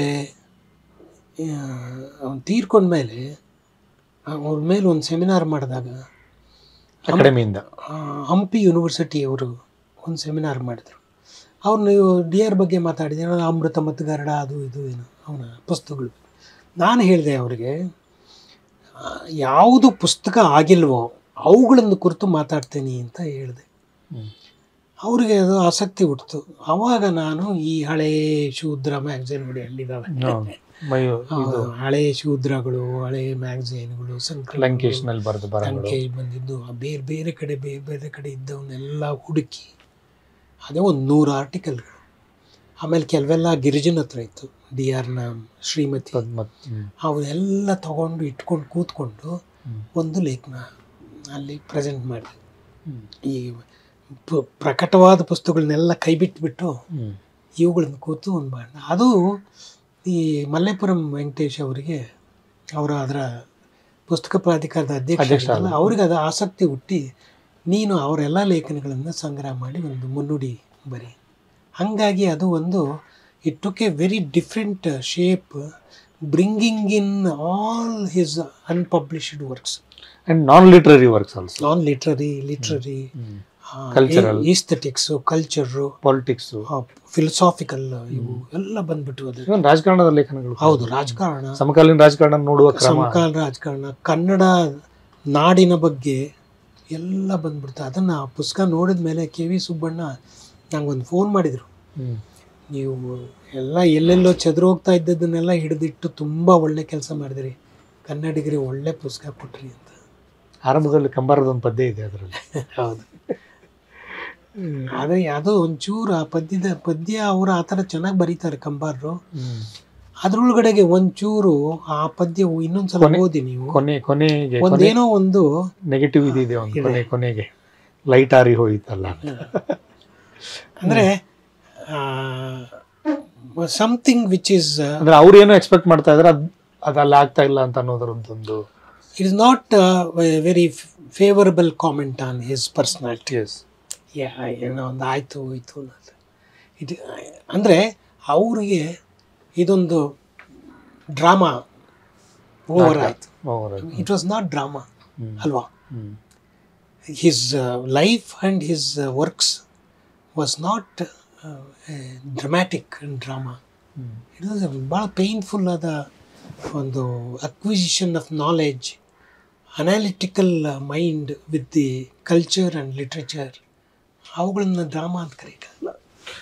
ಬಟ್ ಲೈಟರ್ ಆ್ಯಂಗಲ್ನಲ್ಲಿ ನೋಡೋದಾದರೆ ಡಿ.ಆರ್ ನಿಮ್ಮ ಜೊತೆಗಿನ ಒಡನಾಟದ ಸ್ನೇಹ ಇತ್ತಲ್ಲ, ಅದು ಇಂಟೆಲೆಕ್ಚುಯಲ್ ಆದ ಡಿಸ್ಕೋರ್ಸ್ಗಿಂತ ಹೆಚ್ಚಾಗಿ ಆತ್ಮೀಯವಾದ ಒಡನಾಟದ ಖಂಡಿತನೇ ಅವುಗಳನ್ನು ನೆನಪು ಮಾಡ್ಕೊಳ್ಳೋದಾದರೆ, ನಾನು ಅವನು ಇಂಟೆಲೆಕ್ಚುಯಲ್ ಡಿಸ್ಕಷನ್ನೇ ಮಾಡ್ತಿರ್ಲಿಲ್ಲ.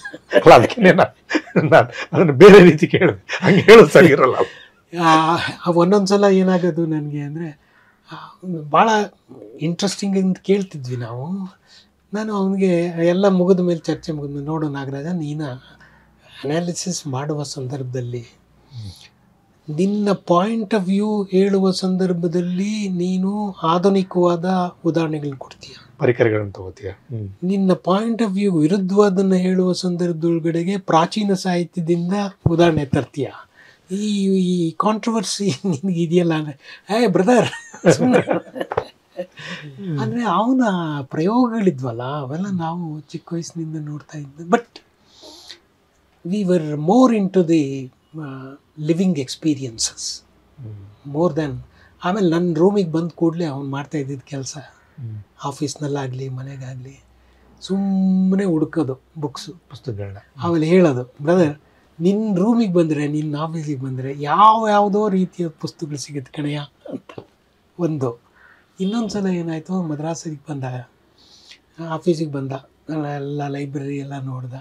ಆಮೇಲೆ ಗೋಡೌನಿಗೆ ಹೋಗಿ ಪುಸ್ತಕಗಳನ್ನೆಲ್ಲ ನೋಡಿ ಒಂದೊಂದು ಪುಸ್ತಕಗಳನ್ನೆಲ್ಲ ತೆಗೆದಿಟ್ಬಿಟ್ಟು ಒಂದು ದೊಡ್ಡ ಕಂತೆ ಬುಕ್ಸು ಆಮೇಲೆ ನಾನು ಹೇಳಿದೆ ನೀನು ಹೊರಟ್ಬಿಡು, ಟ್ರೈನಿಗೋ ಬಸ್ಸಿಗೋ ಹೊರಟ್ಬಿಡು, ನಾನು ಇದನ್ನೆಲ್ಲ ಪಾರ್ಸಲ್ ಮಾಡಿ ಕಳಿಸ್ತೀನಿ, ತಲುಪಿಸ್ತೀನಿ.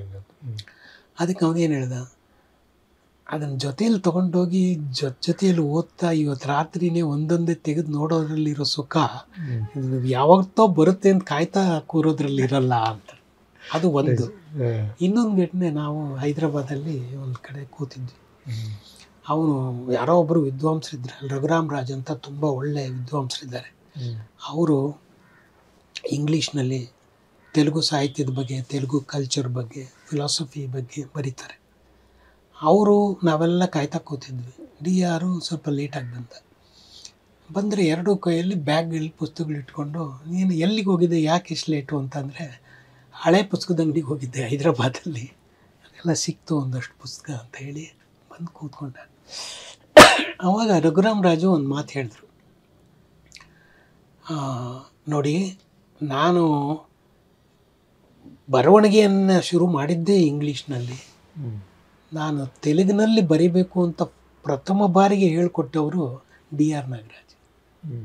ತೆಲುಗಿನವ್ರು ಯಾರು ನನಗೆ ಹೇಳಲಿಲ್ಲ, DR ಹೇಳಿದ್ದು ತೆಲುಗಲ್ಲಿ ಬರೀಬೇಕು ಅಂತ. ಆ ರೀತಿಯಾದ ಕೆಲವು ಭಾಳ ಇಂಟ್ರೆಸ್ಟಿಂಗ್. ಅವರು ಆ್ಯಕ್ಚುಲಿ ಬೇಸಿಕಲಿ ಆರಂಭದ ದಿನಗಳಲ್ಲಿ ಅವರ ಹರೆಯದ ಮತ್ತು ಫಾರ್ಮೇಟಿವ್ ಏಜಲ್ಲಿ ತುಂಬ ಮಾರ್ಕ್ಸಿಸ್ಟ್ ಆಗಿದ್ದವರು. ಹೌದು. ಶಿಫ್ಟ್ ಆಗಲಿಕ್ಕೆ ಏನು ಕಾರಣ? ಅದೊಂದು ಪ್ರಾಸೆಸ್ ಅಷ್ಟೆ. ಒಬ್ಬರು ಯಾವಾಗಲೂ ಅಲ್ಲೇ ಇರಬೇಕು ಅಂತ ಏನಿಲ್ಲ. ಬಟ್ ಎಲ್ಲ ಐಡಿಯಾಲಜಿ ಯಾವುದೇ ಐಡಿಯಾಲಜಿ ಎಲ್ಲ ಅಂದರೆ ಈ ಐಡಿಯಾಲಜಿ ಬಟ್ ಅವೆಲ್ಲವೂ ಬಂಧನವನ್ನು ತನ್ನ ಮುಷ್ಟಿಯೊಳಗೆ ಇಟ್ಕೊಳ್ಬೇಕಂತಾನೆ ಬಯಸ್ತಾವಲ್ವಾ? ಹೌದು. ಇಂಡಿವಿಜುವಲ್ ಯಾವಾಗಲೂ ಅದರಿಂದ ಜಂಪ್ ಆಗ್ಲಿಕ್ಕೆ ಬಯಸ್ತಾನೆ, ಐಡಿಯಾಲಜಿಗಳು ಅದನ್ನ ಹಿಡ್ಕೊಳ್ಲಿಕ್ಕೆ ಬಯಸ್ತಾನೆ. ಆ ಸಂಘರ್ಷಣೆ ಎಲ್ಲ ಕಾಲಕ್ಕೂ ಇರುತ್ತೆ. ನೋಡಿ, ನಾವೆಲ್ಲ ಓದುವಾಗ ಹಾಸ್ಟೆಲಲ್ಲಿದ್ವಿಲ್ಲ, ಒಂದೇ ಕಡೆ ಹಾಸ್ಟೆಲಲ್ಲಿ. ಸಂಜೆ ಮಾತಾಡೋಕೆ ಒಂದ್ಸಲ ನಾನೇನು ಮಾಡಿದೆ, ಅವನಿಗೊಂದು ಪ್ರಶ್ನೆ ಕೇಳಿದೆ, ನಾಗರಾಜನ್, ನಾನು ಮುಂದೆ ದೊಡ್ಡವನಾದ್ಮೇಲೆ ಒಳ್ಳೆ ಸಣ್ಣ ಕಥೆಗಾರ ಆಗಬೇಕು ಅಂತ ಆಸೆ ಇದೆ ನನಗೆ, ನಿಮಗೆ ಸಾಹಿತ್ಯದ ಯಾವ ಪ್ರಕಾರದಲ್ಲಿ ಆಸಕ್ತಿ ಇದೆ ಅಂತಂದೆ. ಅವನು ತಕ್ಷಣ ಹೇಳಿದೆ ಅಂತ, I want to become a philosopher. ಅಂದರೆ MA ಓದುವ ದಿನಗಳಲ್ಲಿ ಅವನಿಗೆ I want to become a philosopher ಅಂತ ಹೇಳಿದ್ನಲ್ಲ. And he had almost become a philosopher towards the end of his life. 44ನೇ ವಯಸ್ಸಿಗೆ ಅವನು ಫಿಲಸಾಫಿಕಲ್ ಆಗಿ ಯೋಚನೆ ಮಾಡುವ ದಾರಿಯಲ್ಲಿದ್ದ. ಖಂಡಿತವಾಗ್ಲೂ ಭಾಳ ದೊಡ್ಡ ಚಿಂತಕ. DR ತೀರ್ಕೊಂಡ ದಿನ ನೀವು ಗದಗ್ನಲ್ಲಿದ್ರಿ? ಹೌದು, ಗದಗಲ್ಲಿದ್ದೆ. ಆಮೇಲೆ ಅಲ್ಲಿಂದ ಬಂದು ಅವನಿಗೆ ಮುಖನೂ ಸಿಗಲಿಲ್ಲ ನನಗೆ ಅಲ್ಲಿಂದ ಬಂದಾಗ. ಯಾಕೆ ಅಂದರೆ ಗದಗ್ನಲ್ಲಿ ಅವರು ಬರಬೇಕಾಗಿತ್ತು ಗದಗಿಗೆ. ಇಲ್ಲ, ಅವ್ರು ಬರಬೇಕಾಗಿರ್ಲಿಲ್ಲ. ರಾತ್ರಿ ನಾನು ಹೊರಡಬೇಕಾಗಿತ್ತು ಗದಗಿಗೆ. ಸಂಜೆ ಸಿಕ್ಕಿದಾಗ ಸಂಜೆ ಎಲ್ಲರೂ ಒಟ್ಟಿಗೆ ಕೂತ್ಕೊಳ್ಳೋಣ ಅಂತ ಕರೆದ. ನಾನು ಹೇಳಿದೆ, ಇಲ್ಲ, ನಾನು ಗದಗಿಗೆ ಹೊರಟಿದ್ದೀನಿ, ಆದ್ರಿಂದ ಮನೆಗೆ ಹೋಗಿ ಬ್ಯಾಗ್ ಗೀಗು ತಗೊಂಡು ಹೋಗ್ಬೇಕಾಗತ್ತೆ. ಹೌದಾ, ಯಾತಕ್ಕೆ ಹೋಗ್ತೀಯ ಗದಗ್ಗೆ? ಅಲ್ಲೊಂದು ಸ್ವಲ್ಪ ಬಹುಭಾಷಾ ಕವಿಗೋಷ್ಠಿ ಇತ್ತು ಅಲ್ಲಿ.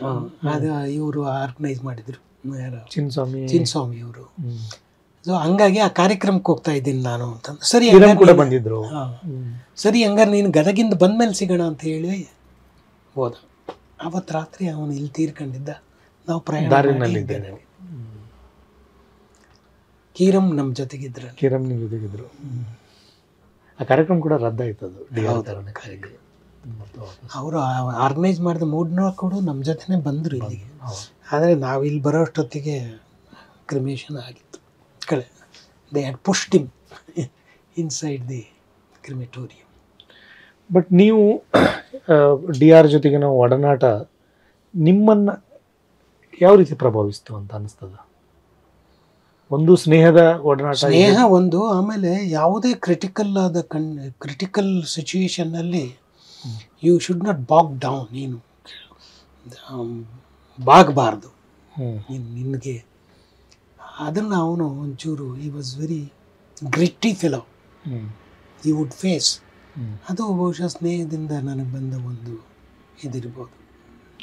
ಬಟ್ ನೀವು ಲಂಕೇಶ್ ಜೊತೆಗೂ ಕೂಡ ತುಂಬ ಕ್ಲೋಸ್ ಒಡನಾಟ ಇದ್ದವರಲ್ಲ, ಅವರಿಬ್ಬರ ಮಧ್ಯೆ ಇದ್ದ ಹೊಂದಾಣಿಕೆ, ಭಿನ್ನಾಭಿಪ್ರಾಯ ಅವೆಲ್ಲವನ್ನು ನೋಡಿದವರಲ್ಲ. ಲಂಕೇಶ್ನ ನೋಡಿದಾಗ ಏನು ಅನಿಸ್ತದೆ? ಅವರ ಭಿನ್ನಾಭಿಪ್ರಾಯ ತುಂಬ ತೆಳುವಾದ್ದು. ಅದು ಕೊನೆಗಾಲದಲ್ಲಿ ಬಂದಂಥ ಭಿನ್ನಾಭಿಪ್ರಾಯ. ಅದರಲ್ಲೂ ಮುಖ್ಯವಾಗಿ ಅವನು ಕರ್ನಾಟಕ ಬಿಟ್ಟು ಬೆಂಗಳೂರು ಬಿಟ್ಟು ಹೋದ ಮೇಲೆ ಹುಟ್ಟಿದ್ದದು. ಅವನು ಕೈಗೆ ಸಿಗದಂಗಾದ ಮೇಲೆ ಬಹುಶಃ ಲಂಕೇಶ್ಗೆ ಅವನ absence might have created kind of disliking him. Disturbance ಕೂಡ ಇರ್ಬೋದು. ಯಾಕೆಂದರೆ ಅವನ ಬೆಳವಣಿಗೆ ನಿರೀಕ್ಷೆ ಮಾಡಿರಲಿಲ್ಲ. ನಿರೀಕ್ಷೆ ಮಾಡಿರಲಿಲ್ಲ. ಅವ್ರು ನಿರೀಕ್ಷೆ ಮಾಡಲಿಲ್ಲ ಅವನ ಬೆಳವಣಿಗೆಯನ್ನು. ಅವನು ಅತ್ಯಂತ ಬುದ್ಧಿವಂತ ಅಂತ ಗೊತ್ತಿತ್ತು ಮತ್ತು ಪ್ರತಿದಿನ ಮೀಟ್ ಮಾಡ್ತಾ ಇದ್ದಂಥ ನಮ್ಮ ಹಾಗೇನೆ ಅವನು ಇದ್ದಿದ್ದು. ಆಮೇಲೆ ಇನ್ನೊಂದು ರೀಸನ್ ಏನು ಅಂತಂದರೆ Lankesh was not a very serious academician. ಹೌದು, is a good creative writer. Very creative writer, creative critic also. ಅವರ ಕ್ರಿಟಿಸಿಸಮ್ ಕೂಡ ಕ್ರಿಯೇಟಿವ್ ಮೋಡಲ್ಲಿರುತ್ತೆ. ಹೌದು. ಸ್ಟ್ರಿಕ್ಟ್ಲಿ ಸ್ಪೀಕಿಂಗ್ ಒಂದು ಅಕಾಡೆಮಿಕ್ ಆದ ಸೈದ್ಧಾಂತಿಕವಾದ ಇರೋದೇ ಇಲ್ಲ ಅಂಥದ್ದನ್ನು ರಿಜಿಡ್ ಅದನ್ನು ಅವರು ಒಪ್ತಿರ್ಲಿಲ್ಲ. ಆ ಲೈನಲ್ಲಿ DR ಇದ್ದದ್ದು ಅಷ್ಟೇ ಅಲ್ಲ, ಅದರಲ್ಲಿ ತಲೀನನಾಗಿದ್ದ. ಹೌದು. ಸೊ ಆ ಒಂದು ಭಿನ್ನಾಭಿಪ್ರಾಯ ಇತ್ತು ಅವ್ರಿಗೆ. ಇಷ್ಟೆಲ್ಲ ಕಷ್ಟದಿಂದ ಯಾಕೆ ಬರಿಬೇಕು ಹಾಗೆ ಹಿಂಗೆ ಅಂತ. ಅದನ್ನು ಅವರು ಬೇರೆ ಬೇರೆ ವಿದ್ವಾಂಸರ ವಿಚಾರದಲ್ಲೂ ಇದ್ದು ಅವ್ರಿಗೆ ಮಾತಾಡಿದ್ರು. ಹಂಗಾಗಿ ಆ ಪುಸ್ತಕದ ವಿಚಾರದಲ್ಲಿ ಮಾತ್ರ ಇದು ಬಂತಲ್ಲ, ಸಾಹಿತ್ಯ ಕಥನ, ಅದನ್ನು ಕುರಿತು ಬರೆಯುವಾಗ ಅವರು ಒಂದು ಸ್ವಲ್ಪ ಅವನನ್ನು ಇಷ್ಟು ತೀವ್ರವಾದ ಅಕಾಡೆಮಿಷಿಯನ್ ಆಗೋ ಅಗತ್ಯ ಇಲ್ಲ ಅನ್ನೋ ರೀತಿಯಲ್ಲಿ ಕಾಮೆಂಟ್ ಮಾಡ್ತಾರೆ. ಆವಾಗಲೇ ಅವನು ಬರೆಯೋದು ಲಂಕೇಶ್ರ ರೀತಿ ನೀತಿ ಅಂತ ಒಂದು ಆರ್ಟಿಕಲ್ ಬರೀತಾರೆ. ಹೌದು. ಅಂದರೆ ಲಂಕೇಶರಿಗೆ DR ಬಗ್ಗೆ ಇರೋ ತಕರಾರುಗಳಲ್ಲಿ ನೀವು ಹೇಳಿದ ಆಸ್ಪೆಕ್ಟ್ ಅಂತೂ ಇದ್ದೇ ಇತ್ತು. ಅದರ ಅಲ್ಲದೇ ಈ ವಿಸ್ಮೃತಿಯ ಪರಿಕಲ್ಪನೆಯ ಮೂಲಕ ಅವರು ಮತ್ತೆ ಗತವನ್ನು ರಿಎಸ್ಟಾಬ್ಲಿಷ್ ಮಾಡಲಿಕ್ಕೆ ಟ್ರೈ ಮಾಡ್ತಾರೆ. ಅವ್ರಿಗೆ ಆ ವಿಚಾರದ ಬಗ್ಗೆ ಅವ್ರದ್ದೇನು ಇದಿರಲಿಲ್ಲ.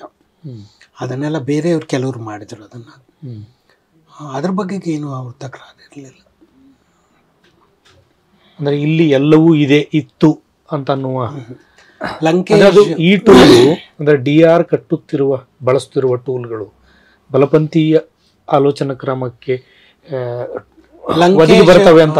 ಲಂಕೇಶ್ ಆ ರೀತಿ ಯೋಚನೆ ಮಾಡಲಿಲ್ಲ, ಮತ್ತೆಲ್ಲೂ ಬರೆದೂ ಇಲ್ಲ ಅವರು ಅದ್ರ ಬಗ್ಗೆ, ಮತ್ತು ಅಂಥದ್ದು ವಿಲೇಚಗಳನ್ನು ಹೇಳೂ ಇಲ್ಲ ಅವರು. ಬಹುಶಃ ಅದ್ರ ಬಗ್ಗೆ ಎಲ್ಲ ಅವ್ರಿಗೆ ಪ್ರೀತಿನೇ ಇತ್ತು ಅವನ ಕೆಲಸದ ಬಗ್ಗೆ, ಥಿಯರಿ ಬಗ್ಗೆ. ಆ ವಿಸ್ಮೃತಿ ಪರಿಕಲ್ಪನೆ ಅದನ್ನು ಅವನು ಡೆವಲಪ್ ಮಾಡಿರ್ಬೋದು, ಭಾಳ ದೊಡ್ಡದಾಗಿ ಡೆವಲಪ್ ಮಾಡಿ ಇದನ್ನೆಲ್ಲ ಮಾಡಿರ್ಬೋದು. ಅದನ್ನು ಕೆಲವರು ಏನು ಮಾಡಿದ್ರು, ಅದನ್ನು ರೈಟಿಸ್ಟ್ ರಿವೈವಲ್ ಅಂತ ಇದು ಮಾಡಿದರು. But it is not rightist revival.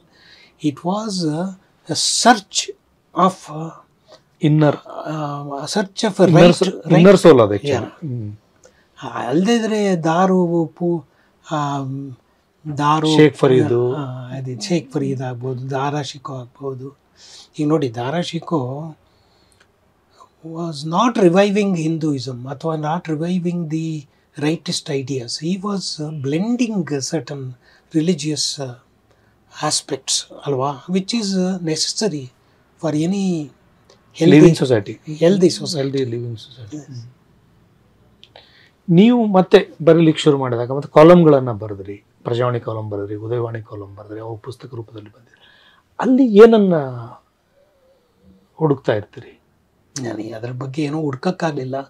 ಒಂದೇನು ಅಂತಂದರೆ, ಕಾಲಮನ್ನು ಒಪ್ಪಿದ್ದೆ ಅದಕ್ಕೆ ಅಂದರೆ whether I can do it or not ಅಂತ ಒಂದು ಕಾಲ ನಿಗದಿ ಒಳಗೆ ಬರೆಯುವಂಥದ್ದು ನನ್ನ ಕೈಲಿ ಸಾಧ್ಯ ಆಗುತ್ತೋ ಇಲ್ಲವೋ ಅನ್ನೋದನ್ನ ನೋಡ್ಕೊಳ್ಳೋಕ್ಕೆ ಪ್ರಯತ್ನ ಪಟ್ಟಿದ್ದು. ಮತ್ತು ಅಂಥದ್ದಕ್ಕೊಂದು ಚಾಲೆಂಜ್ ಇರುತ್ತೆ. ಪ್ರತಿ ವಾರ ಏನು ಬರೀಬೇಕು ಅಥವಾ ಪ್ರತಿ 15 ದಿವಸಕ್ಕೊಂದ್ಸಲ ಏನು ಬರೀಬೇಕು ಅಂತ. ಆವಾಗ ನಿಮ್ಮ ಫ್ಯಾಕಲ್ಟಿ ವಿಸ್ತಾರ ಆಗುತ್ತೆ. ಏನು ಬರೆದ್ರೆ ಮತ್ತು ಅದು ಎಷ್ಟು ಮಟ್ಟಿಗೆ ಔಚಿತ್ಯ ಮತ್ತು ಎಷ್ಟು ಮಟ್ಟಿಗೆ ರೆಲೆವೆನ್ಸ್ ಅನ್ನೋದನ್ನು ಹುಡುಕುವ ಕಡೆಗೆ ಒಂದು ಶಿಸ್ತು ಬಂದಿರಬಹುದು. ಬಟ್ ಈ ಬರವಣಿಗೆಗೂ ನಿಮ್ಮ ಸೋಮಾರಿ ಅಂತ ಹೇಳಿದ ಸ್ವಭಾವಕ್ಕೂ ಎರಡು ಪರಸ್ಪರ ವಿರೋಧ ಅಲ್ವಾ? ಅವುಗಳನ್ನ ಹೆಂಗೆ ಮುಖಾಮುಖಿ ಮಾಡಿ ಸರಿ ಮಾಡ್ತಾರೆ? ಈಗ ಕೆಲವರು 100 ಪುಸ್ತಕ ಬರೀತಾರೆ, ನಾನು ಕೇವಲ 10 ಪುಸ್ತಕ ಬರೀತೀನಿ ಅಷ್ಟೇ. ಬಟ್ ಅದ್ರ ಬಗ್ಗೆ ರಿಗ್ರೆಟ್ಸ್ ಇದೆಯಾ? ಇಲ್ಲ, ರಿಗ್ರೆಟ್ಸ್ ಇಲ್ಲ. ಯಾಕೆ ಅಂದರೆ ಒಂದು ಒಳ್ಳೆ ಕೃತಿ ಬಂದ್ಬಿಟ್ರೆ ಅಂಥದ್ದು ಬಂದಿದೆ ಅಂತ ಅನ್ಸುತ್ತೆ. ಖಂಡಿತ ಬೇಕಾದಷ್ಟು ಜನರು ಒಳ್ಳೆ ಪುಸ್ತಕಗಳು ಬರೆದಿದ್ದಾರೆ. ಅಲ್ಲ, ನೀವು ಬರೆದಿದ್ದೀರಿ ಅಂತ. ನಾನು ಬರೆದಿಲ್ಲದೆ ಇರ್ಬೋದು, ಅದನ್ನೇ ನಾನು ಹೇಳ್ತಾ ಇರೋದು. ಈಗ ಯಾರೋ ಒಬ್ಬರು ಒಂದು ಒಳ್ಳೆ ಕಾದಂಬರಿ ಬರೆದ್ಬಿಟ್ರೆ ಅದನ್ನು ಓದಿ ಆನಂದ ಪಟ್ಟರೆ ನಾನು ಯಾಕೆ ಬರಿಬೇಕು ಅನಿಸುತ್ತೆ. ಅದು that is the kind of understanding. ಈಗ ಅಥವಾ ನನ್ನನ್ನು ಒಂದು ಕ್ಯಾರೆಕ್ಟರ್ ಮಾಡಿ ನೀವು ಒಂದು ಕಾದಂಬರಿ ಬರೆದ್ಬಿಟ್ರೆ ಅದು ಕೆಟ್ಟದಾಗಿದ್ದರೆ ನನಗೆ ಸಿಟ್ಟು ಬರುತ್ತೆ. ಅದು ಚೆನ್ನಾಗಿದ್ದರೆ ನನಗಿಂತ ಇನ್ಯಾರಿಗೂ ಹೆಚ್ಚು ಸಂತೋಷ ಆಗಲ್ಲ. ಅದನ್ನೇ ಅಪ್ರಿಷಿಯೇಟ್ ಮಾಡಬೇಕು. ನಾನು ಒಬ್ಬ ಕ್ಯಾರೆಕ್ಟರ್ ಆದರೆ ಒಂದು ವರ್ಕ್ ಆಫ್ ಆರ್ಟಲ್ಲಿ, if it is work of art in the real sense, I should celebrate it. ಆ ರೀತಿಯಾದ ಜಗತ್ತಿದ್ದೇ ಇದೆ. ನೀವು ಕಥೆಗಾರ ಆಗಬೇಕು ಅಂತ ಆಸೆ ಇತ್ತು, ಕನಸಿತ್ತು ಅಂತ ಹೇಳಿದ್ರಿ, ಬಟ್ ಆಗಲಿಲ್ಲಲ್ಲ. ಅದ್ರ ಬಗ್ಗೆ ಏನು ಅನ್ನಿಸ್ತದೆ? ಆಗಲಿಲ್ಲ ಅಷ್ಟೇ, ಏನು ಮಾಡೋಕ್ಕಾಗಲ್ಲ. ನಾನು ಒಂದ್ಸಲ ಯಾರೋ ಒಬ್ಬರಿಗೆ ಹೇಳಿದ್ದೆ, ಎಡಿಟರ್ಗೆ, ನಮ್ಮ ಅಗ್ನಿಶ್ರೀಧರ್ಗೆ. ಅಗ್ನಿಶ್ರೀಧರ್, ನಿಮ್ಮ ವಾರಕ್ಕೊಂದ್ಸಲ ನೀವು ಪೇಪರ್ ತರ್ತಿರಲ್ಲ, ವಾರಕ್ಕೆ ಒಂದು ಕತೆ ಬರೀತೀನಿ, ನೀವು ಅನೌನ್ಸ್ ಮಾಡಿಬಿಡಿ ಅಂತಂದೆ. ಅಂದರೆ ಹುಚ್ಚು ಧೈರ್ಯ ಇರ್ಬೋದು. ಅದು ಏನನ್ನು ತೋರಿಸುತ್ತೆ ಅಂತಂದರೆ ಒಂದು ಕಾನ್ಫಿಡೆನ್ಸ್ ಇದೆ ಅನ್ನೋದನ್ನು ತೋರಿಸುತ್ತೆ ಅಷ್ಟೇ. But you need physical writing. ಯಾರಿಗೂ ಕೂತು ಪೆನ್ ಹಿಡಿದು ಪುಸ್ತಕ ಹಿಡಿದು ಟೇಬಲ್ ಮೇಲೆ ಕೂತು ಬರೀದೇ ಇದ್ದರೆ ಕತೆ ಎಲ್ಲಿ ಬರುತ್ತೆ? ಕರೆಕ್ಟ್. ಬಟ್ ನಿಮಗೆ ಅನಿಸುತ್ತಾ ನಿಮ್ಮ ಓದುಗ, ನಿಮ್ಮ ಒಳಗಡೆ ಇರುವ ಕೃಷ್ಣಮೂರ್ತಿಯಲ್ಲಿರುವ ಓದುಗ ನಿಮ್ಮ ಬರಹಗಾರನ ವೈರಿ ಅಂತ ಅನಿಸುತ್ತಾ? ಇಲ್ಲ, ಅವನೇ ನಿಮ್ಮನ್ನು ಬರೀದೇ ಹಂಗೆ ಮಾಡಿಲ್ಲವಾ? ಇಲ್ಲ, ನಾನು ಬರೆದಿಲ್ಲ ಅಷ್ಟೇ. ನಾನು ಬಿಟ್ಟರೆ ಸ್ವಲ್ಪ ಅದು ಇದು ನೋಡಿ, ಎಷ್ಟು ತಾತ್ವಿಕವಾದ ಒಂದು ಪ್ರಶ್ನೆ ಇದು. ಯಾಕೆಂದರೆ ಇದು ಒಂದು ರೈಟಿಂಗ್ ಅನ್ನೋದು ಒಂದು ಎಂಥ ಸೀಕ್ರೆಡ್ ವರ್ಕ್. ಆಮೇಲೆ ಸೊಲೇಸ್ ಎಷ್ಟು ಕೊಡುವಂಥ ಕೆಲಸ. ಯಾತಕ್ಕೆ ನಾವು ಇದನ್ನು ನೆಗ್ಲೆಕ್ಟ್ ಮಾಡಬೇಕು ಅಂತ ಅನಿಸುತ್ತೆ. ಆದರೆ ಸಮಸ್ಯೆ ಏನು ಅಂತಂದರೆ, you can't be within that all the time. ನಿಮಗೆ writing is part and parcel of your mind, ಅದು ಬೇರೆ ಪ್ರಶ್ನೆ. ಬಟ್ ಜಗತ್ತಿನಲ್ಲಿ ಇದಕ್ಕೆ ಮೀರಿದ ಇನ್ನೂ ಅನೇಕ ವಿಚಾರಗಳಿದ್ದಾವೆ ಅಲ್ವಾ?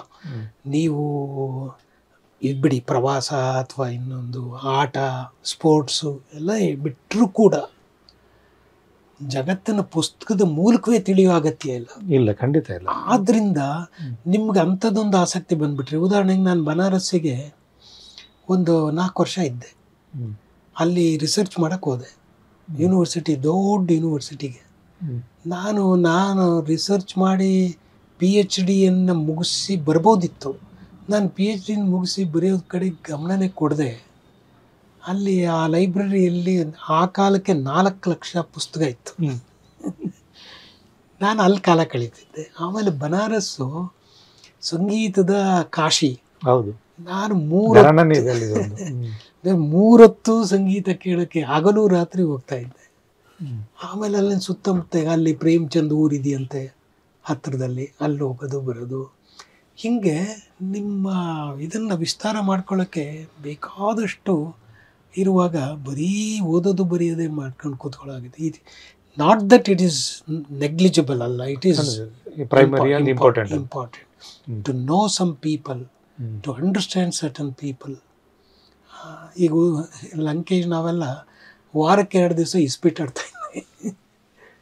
ಅದರಲ್ಲಿ ರಾಮಚಂದ್ರ ಶರ್ಮಾ ಭಾಳ ದೊಡ್ಡ ಕವಿ, ಲಂಕೇಶು ಅವರೆಲ್ಲ ಸಣ್ಣ ಮಕ್ಕಳ ಥರ ಕಿತ್ತಾಡ್ತಿದ್ರು. ಒಂದು ಎಲೆ, ಒಂದು ಪಾಯಿಂಟಿಗೋ, ಒಂದು ರೂಪಾಯಿಗೋ, use to fight like anything. That is life. But ನಿಮ್ಮ ದಿನಚರಿ ಹೇಗಿರುತ್ತೆ? ವಾಟ್ ಇಸ್ ಯುವರ್ ಏನನ್ನು ಒಳಗೊಂಡಿರ್ತದೆ ಅದು? ಓದು, ಹಾಡು, ಮಾಮೂಲು ಓದು, ಹಾಡು. ಕೆಲಸ ಇರೋ ಅಷ್ಟು ದಿವಸ ರಿಟೈರ್ಡ್ ಆಗೋವರೆಗೂ ಆಫೀಸಿನ ಕೆಲಸನೇ ಮಾಡಿದೆ. ಆಮೇಲೆ ಒಂದು ಸ್ವಲ್ಪ ನಾನು ನನ್ನ ಕೌಟುಂಬಿಕ ಆಯಾಮವನ್ನು ಒಂದು 25 ವರ್ಷ ಮರ್ತೇ ಬಿಟ್ಟಿದ್ದೆ. ನನ್ನ ತಂಗಿಯರು, ತಮ್ಮಂದರು, ಅವ್ರ ಫ್ಯಾಮಿಲಿಗಳು, ಅವ್ರ ಮನೆಗಳು, ಅವು ನನಗೆ ತಕ್ಷಣ ಅನಿಸಿದ್ದೇನು ಅಂದರೆ, ಅಯ್ಯೋ ಮಾರಾಯ, ಎಂಥ ಒಂದು ದೊಡ್ಡ part of the life has been ignored by me. ಅವ್ರ ಮದುವೆಗಳಿಗೆ ಹೋಗ್ತಿರ್ಲಿಲ್ಲ, ಅವರ ನಾಮಕರಣಗಳಿಗೆ ಹೋಗ್ತಿರ್ಲಿಲ್ಲ, ಏನೋ ದೊಡ್ಡ ಇವನ್ ಥರ ಓಡಾಡ್ತಿದ್ನಲ್ಲ. ಅದು it was a mistake which I started correcting my self ಆ ದಿಕ್ಕಿನಲ್ಲಿ. ಆಮೇಲೆ ಕೆಲವು ಸ್ನೇಹಿತರು ಇವುಗಳು ಮತ್ತು ಮಾಮೂಲು ವಾಕಿಂಗ್ ಗೀಕಿಂಗ್. ಬರೀಲಿಕ್ಕಂತ ಟೈಮ್ ಅಂತ ಏನಿರಲ್ಲ. ಇಲ್ಲ, ಓದ್ಲಿಕ್ಕಂತ ಟೈಮ್ ಇರುತ್ತಾ? ಓದ್ಲಿಕ್ಕೆ ಟೈಮ್ ಇರುತ್ತೆ ನನಗೆ. It is a part of the S, I read quite. ನನಗೆ ಬರೆಯೋದು ಅಂದರೆ ಅನೇಕರು ಕೆಲವು ಸಲ ರಿಚುವಲಿಸ್ಟಿಕ್ಕಾಗಿ ಬರೀತಾರೆ. ಬೆಳಗ್ಗೆ 5 ಗಂಟೆಗೆ ಎದ್ದು ಬರೆಯೋದು. ನಾನು ಹಂಗಿಲ್ಲ. ನನ್ನ ಮೊಮ್ಮಗಳು ಗಲಾಟೆ ಮಾಡ್ತಾಯಿದ್ರೆ ಬರೀತೀನಿ, ಸುತ್ತಮುತ್ತ ಓಡಾಡ್ತಾಯಿದ್ರೆ ಬರೀತೀನಿ. ಏನನ್ನು ಓದ್ತೀರಿ ಆ್ಯಕ್ಚುಲಿ? ಓದುವುದು ಅಂದರೆ ಏನು? ಓದುವುದು ಅಂದರೆ ಏನು? ಓದು ಅಂದರೆ ಒಂದು ಬರೀ ಸಾಹಿತ್ಯ ಅಲ್ಲ. ಸರಿ, ನನಗೆ ಈ ಇಂಡಿಯಾ ದೇಶಕ್ಕೆ DDT ಹೆಂಗೆ ಬಂತು ಅಂತ ಒಂದು ಪುಸ್ತಕ ಸಿಕ್ಕಿದ್ರೆ, ಅದು ಯಾತಕ್ಕೆ DDT ಕಂಡುಹಿಡಿಯಲಾಯಿತು ಬಂತು ಅನ್ನೋದನ್ನೇ ಒಂದು ದೊಡ್ಡ ಕಥನ ಇದಾಗ್ಬಿಡುತ್ತೆ. ಆಮೇಲೆ ಈ ಕೆಲವರು ಸ್ಪೋರ್ಟ್ಸ್ ಮನ್ಗಳು ಅವ್ರ ಕೈಲಿ ಬರೆಯೋಕ್ಕೆ ಬರಲ್ಲ, ನರೇಟ್ ಮಾಡಿಸ್ತಾರೆ. ಆ ನರೇಟ್ ಮಾಡಿಸಿ ಆತ್ಮಕಥೆಗಳು ಬರೆಸ್ತಾರೆ. ಒಬ್ಬ ಸ್ಪೋರ್ಟ್ಸ್ಮನ್ ಆತ್ಮಕಥೆಯಲ್ಲಿ ಏನಿರುತ್ತೆ, ರೈಟರ್ನ ಆತ್ಮಕಥೆಯಲ್ಲಿ ಏನಿರುತ್ತೆ. ಸೊ ಹೀಗೆ ಬೇರೆ ಬೇರೆ ರೀತಿಯ, ಇನ್ಕ್ಲೂಡಿಂಗ್ ಅಗ್ರಿಕಲ್ಚರ್. ನನಗೆ ಅದರಲ್ಲಿ ಈಗ ನನ್ನ ನೆಲ ಇಲ್ಲದೆ ಇದ್ದರೂ, ಜಮೀನು ಇಲ್ಲದೆ ಇದ್ದರೂ, ಅನುಭವ ಇಲ್ಲದೆ ಇದ್ದರೂ, ನಮ್ಮ ಮೈಸೂರಿನ ಒಬ್ಬರು ಕಡಲೆಕಾಯಿ ಮೇಲೆ ಮೊನ್ನೆ ಒಂದು ಆರ್ಟಿಕಲ್ ಬರೆದಿದ್ರು. ಅದು ಒಂದು ನಾವಲ್ಗಿಂತ ದೊಡ್ಡ ಇದ್ರ ರೀತಿಯಲ್ಲಿ ಬರೆದು. ಆಮೇಲೆ ಹಾಗೆ ಬೇರೆ ಬೇರೆ ವಿಚಾರಗಳ ಬಗ್ಗೆನೂ ನಾನು ಬೇಸಿಕಲಿ ಸೈನ್ಸ್ ಸ್ಟೂಡೆಂಟ್ ಆಗಬೇಕಾಗಿತ್ತು.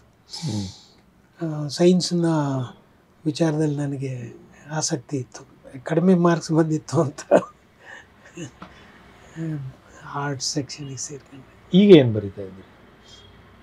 ಏನು ಯೋಚನೆ ಮಾಡ್ತಾ ಇದ್ದೀರಿ? ಬರೀತಾ ಇದ್ದೀರಿ? ಏನಿಲ್ಲ, ನಾನು ಒಂದು ಕಾದಂಬರಿ ಬರೀಬೇಕು ಅಂತ ಈಗ ಸುಮಾರು ಒಂದು ಆಲ್ಮೋಸ್ಟ್ 1 ವರ್ಷದಿಂದನೂ ಪ್ರಯತ್ನ ಪಡ್ತಾ ಇದ್ದೀನಿ. ಅದಕ್ಕೊಂದು 5-6 ಅಧ್ಯಾಯ ಬರೆದಿದ್ದೀನಿ. ಅದು 70ಸ್ನ ಕೇಂದ್ರೀಕರಿಸಿದ ಒಂದು ಕಾದಂಬರಿ. ಮೋಸ್ಟ್ಲಿ ಈಗ ಇನ್ನು ಮುಂದೆ ಮುಗಿಸ್ಬೇಕು ಅಂತ ಒಂದು ಐಡಿಯಾ ಇದೆ. ತುಂಬ ಪ್ಲ್ಯಾನ್ ಏನು ಮಾಡಲ್ಲ? ಬರವಣಿಗೆ ಆಗಿರ್ಬೋದು, ಬದುಕಾಗಿರ್ಬೋದು. ಪ್ಲ್ಯಾನ್ ಮಾಡೋಂಗಿದ್ದಿದ್ರೆ ಇಷ್ಟೊತ್ತು ಬೇಕಾದಷ್ಟು ಬರೆದಿರ್ಬೋದು. ಆಮೇಲೆ ಇನ್ನೊಂದು ಏನು ಅಂತಂದರೆ, ಹಿಂಗೆ ನೀವು ಆವಾಗಲೇ ಹೇಳಿದ್ರಲ್ಲ, ದ್ವೀಪದ ಥರ ಕೆಲಸ ಮಾಡೋದು, ಫೋಕ್ಲೋರು ಒಂದಿದು ಅದರಲ್ಲಿ ಒಂದು ಆಸಕ್ತಿ ಇದೆ ನನಗೆ. ಒಂದು 5 ಕಾದಂಬರಿ 10 ಕಾದಂಬರಿ ಬರೆದ್ಬಿಡೋದು, ಒಂದು 5 ಕಥಾ ಸಂಕಲನ ತಂದುಬಿಡೋದು. ಅದ್ರ ಬದಲು ನನಗೆ ಏನು ಅನಿಸುತ್ತೆ ಅಂತಂದರೆ, ಒಂದು ಒಳ್ಳೆ ಅನುವಾದ ಮಾಡಬೇಕು, ಒಂದು ಸಾಕು. ಆಮೇಲೆ ಯಾವುದನ್ನು ಅನುವಾದ ಮಾಡಬೇಕು ಅನ್ನೋದು ಕೂಡ ನನ್ನ ಯೋಚನೆ ಇರುತ್ತೆ. ಉದಾಹರಣೆಗೆ ಭಾರತೀಯ ಭಾಷೆಗಳು ಇಷ್ಟೊಂದು ಇದಾವಲ್ಲ, ಇದರೊಳಗಡೆಗೆ ಅನೇಕ ಭಾಷೆಗಳು ಅಫಿನಿಟಿ ಇದೆ, ಸಂಬಂಧ ಇದೆ. ತೆಲುಗು, ಕನ್ನಡ, ಮಲಯಾಳಂ, ಕನ್ನಡ, ಇದು ಹತ್ತಿರದ ಭಾಷೆಗಳಿಗೆ ಅನೇಕರು ಇದ್ದಾರೆ. ಈಗ ಕಾಶ್ಮೀರಿ ಮತ್ತು ಕನ್ನಡ ಇಲ್ಲ. ನಮಗೆ ಆ ರೀತಿಯಾದ ಕಾಶ್ಮೀರಿ ಕನ್ನಡದ ಸಂಬಂಧ ಬೆಳೆಸೋಕ್ಕೆ, ಅಥವಾ ಅದು ಯಾವುದ್ರ ಮೂಲಕಾರೋ ಅಲ್ಲಿ ಹಿಂದಿ ಆಗ್ಬೋದು, ಇಂಗ್ಲೀಷ್ ಆಗ್ಬೋದು, ಅಂಥದ್ದನ್ನು, ಅಥವಾ ಉರ್ದು, ನಮ್ಮಲ್ಲಿ ಉರ್ದು ಒಂದು ಪರಂಪರೆಯಾಗಿ ಕರ್ನಾಟಕದಲ್ಲಿ ಇತ್ತು. ಅನೇಕರು ಉರ್ದು ಕಲ್ತಿದ್ರು ಮತ್ತು ಉರ್ದು ಭಾಷಿಕರ ಮನೆ ಮಾತು ಉರ್ದು ಅಲ್ಲದೆ ಇದ್ದರೂ ಕೂಡ ಕಲ್ತಿದ್ದಂಥವ್ರು ನಮ್ಮ ಸಿದ್ದಯ್ಯ ಪುರಾಣಿಕರು ಇದ್ದರು. ಅಂಥವ್ರು ಬೇಕಾದ ನಮ್ಮೂರ ಕಡೆಗಳೆಲ್ಲ ನಮ್ಮ ದೊಡ್ಡಪ್ಪ ನಮ್ಮ ಅಜ್ಜ ಎಲ್ಲ ಉರ್ದುನಲ್ಲೇ ಸಹಿ ಮಾಡ್ತಿದ್ರು. ಹೌದು. ಸೊ ಅಂಥದ್ದೊಂದು ಪರಂಪರೆ ಹೋಗ್ಬಿಟ್ಟಿದೆ ಈಗ. ಅವುಗಳ ಬಗ್ಗೆ ಆಸಕ್ತಿ, ಉರ್ದು ಮತ್ತು ಕನ್ನಡದ ಬಗೆಗಿನ ಒಂದು ಆಸಕ್ತಿ. ಹಂಗಾಗಿ ನಾನು ಒಂದು 7-8 ಕಥೆಗಳನ್ನು ಅನುವಾದ ಮಾಡಿ ಇಟ್ಟಿದ್ದೀನಿ. ಯಾವುದು ಕಷ್ಟವೋ ಅದನ್ನು ಒಂಚೂರು ತರಬೇಕು ಅನ್ನೋದು ಒಂದು. ಈಗ ನೀವು ಸಾಹಿತ್ಯ ಅಕಾಡೆಮಿನಲ್ಲಿದ್ದಿರಿ, ಆಕಾಶವಾಣಿನಲ್ಲಿದ್ದಿರಿ, ತುಂಬ ಪ್ರಶಸ್ತಿಗಳು, ಅವಾರ್ಡ್ಗಳು, ಅವನ್ನ ಕೊಡೋದು, ಅದನ್ನು ತಗೊಳ್ಳೋರು, ಕೊಡುವವರು, ಆಯ್ಕೆ ಮಾಡೋರು, ಓದೋರು, ಏನು ಅನಿಸಿದೆ ಆ ಲೋಕ ಎಲ್ಲ ನೋಡಿದ್ರು? Most of the times deserving people will get it, but at the same time there is politics. ಎಲ್ಲ ಕ್ಷೇತ್ರದಲ್ಲೂ ಇದೆ. ಈಗ ನಾವು ತೀರ್ಪುಗಾರರಾಗಿ ಎಷ್ಟೋ ಇದೀನಿ ನಾನು. ಅಲ್ಲಿ ಏನು ನಡೆಯುತ್ತೆ ಅನ್ನೋದು ಅದೆಲ್ಲ ಕಣ್ಣಾರೆ ನೋಡಿರ್ತೀವಲ್ಲ. ಬಟ್ ಅಂತಿಮವಾಗಿ ಏನು ಮಾಡಿದೆ, ಇದನ್ನೆಲ್ಲ ನಾವು ಟೋಟಲಿ ಬ್ಯಾನ್ ಮಾಡೋಕ್ಕಾಗಲ್ಲ, ನಿಲ್ಲಿಸೋಕ್ಕಾಗಲ್ಲ. ಯಾವುದೋ ಕಾರಣಕ್ಕಾಗಿ, ಮುಖ್ಯವಾಗಿ ರಾಜಕೀಯ ಕಾರಣಕ್ಕಾಗಿ, ಪ್ರತಿಷ್ಠೆ ಕಾರಣಕ್ಕಾಗಿ ಇವೆಲ್ಲ ಇದ್ದಾವೆ ಅಷ್ಟೆ. ಆದರೆ ಕೆಲವರು ಇದ್ದಾರೆ ಅದ್ರ ಬಗೆಗೆ ಒಂದು ಕ್ಷಣ ಕೂಡ ಯೋಚನೆ ಮಾಡದೇ ಇರತಕ್ಕಂಥ ಕಲಾವಿದರು, ರೈಟರ್ಸು, ಅವ್ರನ್ನೆಲ್ಲ ನೋಡಿದಾಗ ಖುಷಿ ಆಗುತ್ತೆ. ನಿಮಗೆ ಬೇಕನ್ಸಲ್ವ? ನಂಗೆ ನೋಡಿ ಒಂದು 2-3 ಬಹುಮಾನ ಕೊಟ್ಟಿದ್ದಾರೆ, ಸ್ವಲ್ಪ ಪ್ರೆಸ್ಟೀಜಿಯಸ್ ಅದು. ಅದನ್ನು ನಾನೀಗ ಮಾತಾಡಿದ್ರೆ ಅದು ನಾನು ಮಾತಾಡಿದ ತಪ್ಪು ಅಂತ ಅನಿಸ್ಬೋದು, ಅಥವಾ ಹಂಗೆ ಮಾತಾಡಬಾರ್ದು ಅಂತ ಕೂಡ ಯಾರು ಹೇಳ್ಬೋದು. ಆದರೂ ಹೇಳ್ತೀನಿ. ಏನು ಅಂದರೆ, ಕೆಲವು ಸಲ ನೀವು ಒಂದು ಪವರಲ್ಲಿದ್ದರೆ ನಿಮಗೆ ಕೆಲವು ಅವಾರ್ಡ್ ಬಂದುಬಿಡುತ್ತೆ. ಯಾವುದೋ ಒಂದು ಹುದ್ದೆಯಲ್ಲಿ ಇದ್ಬಿಟ್ರೆ ನಿಮಗೆ ತಕ್ಕದ ಮತ್ತು ತಕ್ಕದಲ್ಲದ ಅವಾರ್ಡ್ಗಳು ಬಂದುಬಿಡೋ ಚಾನ್ಸಸ್ ಭಾಳ ಇದೆ. ಬಹುಶಃ ನಂಗೆ ಹಂಗೆ ಬಂದಿರ್ಬೋದು ಅಂತ ಅನುಮಾನ ಕೂಡ ಇದೆ.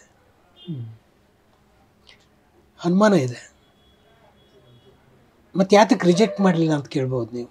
ಬಟ್ ರಿಜೆಕ್ಟ್ ಮಾಡೋ ಅಷ್ಟೊಂದು ತೀರಾ ಕಳಪೆ ಅಲ್ಲ ಅಂತಲೂ ಅನಿಸುತ್ತೆ ಅಲ್ವಾ? ಬಟ್ ಇದು ಬರಬೇಕಿತ್ತು ಅಂತ ಅನ್ಸಲ್ವಾ? ಬರಬೇಕಿತ್ತು ಅಂತ ನಿಮ್ಗೆ ಅಂಥದ್ದೊಂದು ಕಾನ್ಫಿಡೆನ್ಸ್ ಇದ್ದರೆ ಬಂದೇ ಬರುತ್ತೆ ಅದು. ಅದ್ರ ಬಗ್ಗೆ ಬೇಕು. ನಾನು ಎಷ್ಟೋ ಜನರನ್ನು ನೋಡ್ಬಿಟ್ಟಿದ್ದೀನಿ, ಲೆಕ್ಕ ಬೇಕಾದ್ರೆ ಕೊಡ್ತೀನಿ ನಿಮ್ಗೆ ಆಮೇಲೆ. ಇದು ರೆಕಾರ್ಡಿಂಗ್ ಬೇಡ, ಆಮೇಲೆ ಕೊಡ್ತೀನಿ. ಯಾರ್ಯಾರು ಏನೇನು ಮಾಡ್ತಾರೆ, ಯಾರ್ಯಾರು ಏನೇನು ಮಾಡಿದ್ರು, ಅದಕ್ಕಾಗಿ ಮುಗಿಬೀಳೋದು, ರಾಜಕೀಯ ಮಾಡೋದು, ಇದೆಲ್ಲ. ನೋಡಿ, ನಾನು ಯಾವುದೋ ಒಂದು ಕಮಿಟಿಯಲ್ಲಿದ್ದೀನಿ ಅಂತಂದರೆ, ನಾಳೆ ಬೆಳಗ್ಗೆ ಆ ಮೀಟಿಂಗ್ ನಡೆಯುತ್ತೆ ಅಂತಂದರೆ, ಎಂದೂ ನನಗೆ ಫೋನ್ ಮಾಡದೇ ಇರೋನು ಅವತ್ತು ನನಗೆ ಫೋನ್ ಮಾಡಿರ್ತಾನೆ. ಮತ್ತು ಅದಕ್ಕೂ ಇದಕ್ಕೂ ಸಂಬಂಧವೇ ಇಲ್ಲ ಅನ್ನೋ ರೀತಿ ಮಾತಾಡ್ತಿರ್ತಾನೆ. ನಾಳೆ ಏನು ನಡೆಯುತ್ತೆ ಅನ್ನೋದು ಅವನಿಗೆ ಗೊತ್ತಿಲ್ಲ ಅನ್ನೋ ರೀತಿ ಮಾತಾಡ್ತಿರ್ತಾನೆ. ಏನು ಮಾಡೋದಂಥದಕ್ಕೆ? ಇವು ಎಲ್ಲರ ನನಗೆ ಒಂದೊಂದು ಸಲ ಏನಾಗುತ್ತೆ ಅಂದರೆ, ಯಾರೋ ಒಬ್ಬ ಕನ್ನಡದ ಒಬ್ಬ ಭಾಳ ಪ್ರತಿಷ್ಠಿತ ಲೇಖಕನ ವಿಚಾರದಲ್ಲಿ ನಡೆದ ಘಟನೆ ಹೇಳ್ತೀನಿ. ಆ ಜೂರಿ 3 ಜನ ಕೂತಿದ್ದವರು ಪುಸ್ತಕಗಳನ್ನೆಲ್ಲ ನೋಡಿ ಇದಕ್ಕೆ ಕೊಡಿ ಅಂತ ತೆಗೆದಿಟ್ರು. 3 ಜನರ ಆಯ್ಕೆ ಒಂದೇ ಆಗಿತ್ತು. ಅದು ಆ ಇಡೀ ಆಯ್ಕೆಯ ಸಮಯ ಎಷ್ಟು ಕಡಿಮೆ ಅವಧಿ ಇತ್ತು ಅಂತಂದರೆ, ಅದರಲ್ಲಿ ಯಾರಿಗೂ ಭಿನ್ನಾಭಿಪ್ರಾಯ ಏನಿಲ್ಲ. ಯಾವ ಕೊಡಬೇಕು ಅಂತಂದು ಆಯ್ತು, 5 ನಿಮಿಷದಲ್ಲಿ ಮಿನಿಟ್ಸ್ ರೆಕಾರ್ಡ್ ಮಾಡಿಬಿಡ್ಬೇಕು. ನಾನೇ ಮಿನಿಟ್ಸ್ ರೆಕಾರ್ಡ್ ಮಾಡ್ತಾಯಿದ್ದೆ. ಮಿನಿಟ್ಸ್ ಮಾಡಿ ಅವ್ರು 3 ಜನದ ಸಿಗ್ನೇಚರ್ ತಗೊಳ್ಳುವಾಗ, ಸಿಗ್ನೇಚರ್ ಹಾಕಿದ ಮೇಲೆ ಆ ಸಿಗ್ನೇಚರ್ ಹಾಕಿದ ವ್ಯಕ್ತಿ ಏನು ಹೇಳಿದ್ರು ಅಂದರೆ, ನನಗೆ ವೈಯಕ್ತಿಕವಾಗಿ ಆ ಮನುಷ್ಯ ಇಷ್ಟ ಇಲ್ಲ, ಆದರೆ ಅವನ ಪುಸ್ತಕ ಭಾಳ ಚೆನ್ನಾಗಿದೆ ಅಂತ ಹೇಳಿ. ಇಂಥ ಕೆಲವು ಕ್ಷಣಗಳಿರ್ತಾವಲ್ಲ, they are very noble kind of things. ಇನ್ನೊಂದು ಘಟನೆ ಹೇಳ್ತೀನಿ. ಜೂರಿ 3 ಜನ ಇರ್ತಾರೆ. ಹೌದು. ಒಬ್ಬರು ಭಾಳ ಹಠ ಹಿಡಿದು ಬಿಡ್ತಾರೆ, ಡಿಸೆಂಟ್ ಹಾಕುವ ಅಂಥದ್ವರೆಗೂ ಡಿಸೆಂಟ್ ಬೇಕಾದ್ರೆ ಹಾಕ್ಬಿಡ್ತೀನಿ, ಅಥವಾ ಈಗಲೇ ಪ್ರೆಸ್ ಕಾನ್ಫರೆನ್ಸ್ ಕರೆದು ಬಿಡ್ತೀನಿ ಅಂತ ಈ ಥರದ್ದೆಲ್ಲ ಈ ಒತ್ತಡದ ಮೇಲೆ ಒಂದು ತೀರ್ಮಾನ ಆಗುತ್ತೆ. ಅದಾದಮೇಲೆ ಹೊರಗಡೆ ಬಂದಮೇಲೆ ಒಬ್ಬರು ಸೀನಿಯರ್ ಪರ್ಸನ್ನು ಅವ್ರಿಗೆ ಹೇಳ್ತಾರೆ, ನೀನು ಇನ್ನೂ ಚಿಕ್ಕ ವಯಸ್ಸಿನ ಹುಡುಗ, ನೀನು ಸಾಹಿತ್ಯದಲ್ಲಿ ಈ ರೀತಿ ರಾಜಕಾರಣ ಮಾಡೋದನ್ನು ನಿಲ್ಲಿಸಬೇಕು ಅಂತ ಬುದ್ಧಿವಾದ ಹೇಳಿ ಹೋಗ್ತಾರೆ. ಸೊ ಇವೆಲ್ಲ ನೀವು ಹೇಳ್ತೀರಲ್ಲ, ರಾಜಕೀಯ ಸಾಹಿತ್ಯದಲ್ಲಿರೋ ಅಷ್ಟು ರಾಜಕಾರಣ ಎಲ್ಲೂ ಇಲ್ಲ. ಸರ್, ಇಷ್ಟೊತ್ತು ನಿಮ್ಮ ಬರಹದ ಬಗ್ಗೆ, ಬರವಣಿಗೆ ಬಗ್ಗೆ, ಸಾಹಿತ್ಯದ ಬಗ್ಗೆ, ಒಡನಾಟದ ಬಗ್ಗೆ, ಲೇಖಕರ ಒಡನಾಟ, ನಿಮ್ಮ ಪ್ರೊಫೆಷನಲ್ ಜರ್ನಿ ಬಗ್ಗೆ ಹಲವು ಸಂಗತಿ ನನ್ನ ಜೊತೆ ಹಂಚ್ಕೊಂಡ್ರೆ, ಇದಕ್ಕೆ ಟೈಮ್ ಕೊಟ್ಟೋದಕ್ಕೆ ನಾನು ಕೃತಜ್ಞನಾಗಿದ್ದೇನೆ. ನಿಮ್ಮ ಬುಕ್ ಬ್ರಹ್ಮ ಭಾಳ ವರ್ಷಗಳಿಂದ ನಾನು ನೋಡ್ತಾ ಇದ್ದೀನಿ. ತುಂಬ ಸಾಹಿತ್ಯದ ಕೆಲಸಕ್ಕೆ ಒಂದು ಬೇರೆ ಆಯಾಮನ ಕೊಟ್ಟಿದ್ದೀರಿ. ಕೆಲವು ಸಲ ಕೋಪನ ಬರುತ್ತೆ ನಿಮ್ಮ ಸಂಸ್ಥೆ ಬಗ್ಗೆ. ಆದರೆ ಬುಕ್ಬ್ರಹ್ಮದ ಉದ್ದೇಶ ಏನಿದೆ ಅದು ಒಳ್ಳೆಯದು ಅಂತ ನಾನು ತಿಳ್ಕೊಂಡಿದ್ದೀನಿ. ನೀವು ಇಷ್ಟು ದೂರ ನನ್ನ ಮನೆಗೆ ಬಂದಿದ್ದಕ್ಕೆ ನನಗೆ ಭಾಳ ಖುಷಿಯಾಗಿದೆ. ನಮಸ್ಕಾರ. Thank you.